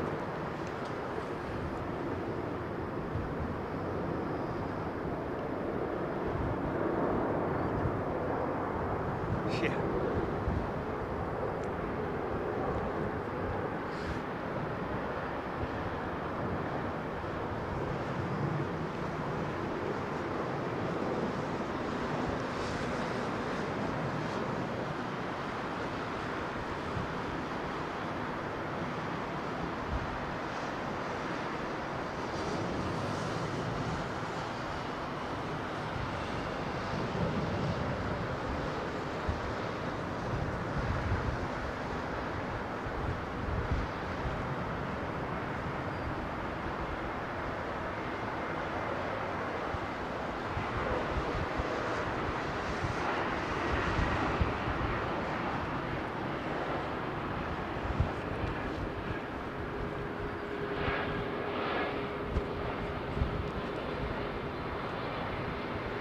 Yeah, some very interesting things brought up today. Thank you, folks, once again for your input. Without it, it would be, well, no, I mean, obviously me yakking on all day is one thing, but having your input and like a perfect example being the whole thing with about the original conceived double-decker. Something I found out today is that McDonnell Douglas was also one of the manufacturers to dabble in the idea of the double-decker. Thank you to James on Twitter for that. But thank you to everybody for your input, all our pilots, engineers, technicians, you guys checking in, giving me information, feeding me with information. I love it, man, I love it. And you know, since we've sort of like, you know, tried to make it more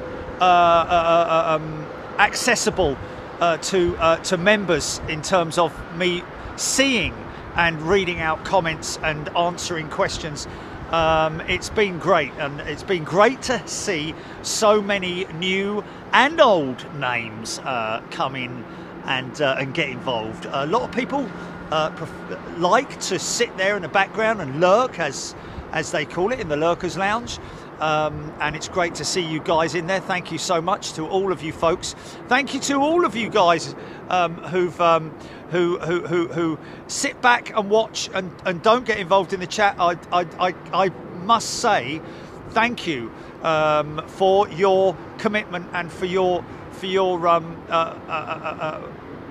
props, basically, for propping up this channel, for keeping everything going. The wheels of industry continue to turn down to your support. We thank you so much for that. I'm always very humbled by all of that.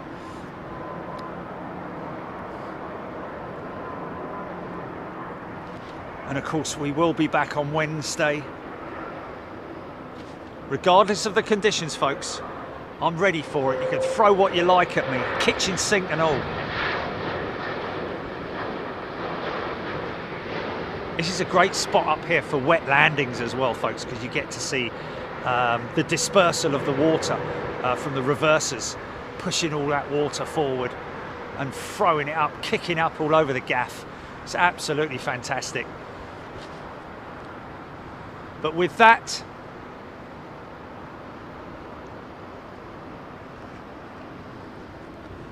there we go. There we go, folks. Thank you so much. Once again, appreciate your company. Everybody out there, everybody, all you folks who don't get involved, but the folks who do get involved, and great, like I say, once again, to all the folks who've started getting more involved in the chat and in the technical stuff, because that's what we want to talk about. We want to talk about aviation, about technical stuff, about the history of aviation, and everything along those lines. So please don't think that any question is stupid. Get your questions ready for next time, folks, and we will see you on Wednesday. We'll obviously let you know the night before when we're planning to go live. Obviously sometimes it's a little bit up in the air, forgive the pun, but we will always do our best to let you know. So make sure you download the app, very important. No money at all, no in-app purchases, nothing silly like that. It's just purely for you to see what's happening and get another level of update if your YouTube notification doesn't work. Make sure you subscribe to the channel as well, folks. If you're new to Big Jet TV, see there's 4,000 odd people watching right now. There must be a good couple of thousand of you who are not subscribed to the channel. Hit that subscribe button and hit your notification button again. Not again because we're looking for numbers. We're not a numbers channel. We're just about making sure that you folks out there who maybe you're not into aviation but just maybe into the channel, make sure that you get your notifications. That's what it's all about. That's what's important to me, not numbers. And also, if you want to, on the way out, when we shut down just now, give us a like. But only if you want to. It's entirely up to you. But thank you again. Enjoy the rest of your Sunday. Happy Easter, everybody in the UK. Have a great Monday as well, Bank Holiday Monday. Don't get too caught up in the traffic. And we'll see you back here on Wednesday. It's going to be quicker than you think because you've got the day off tomorrow, you see. But not everybody. But anyway, look after yourselves. Thank you again. Cheers. Bye-bye.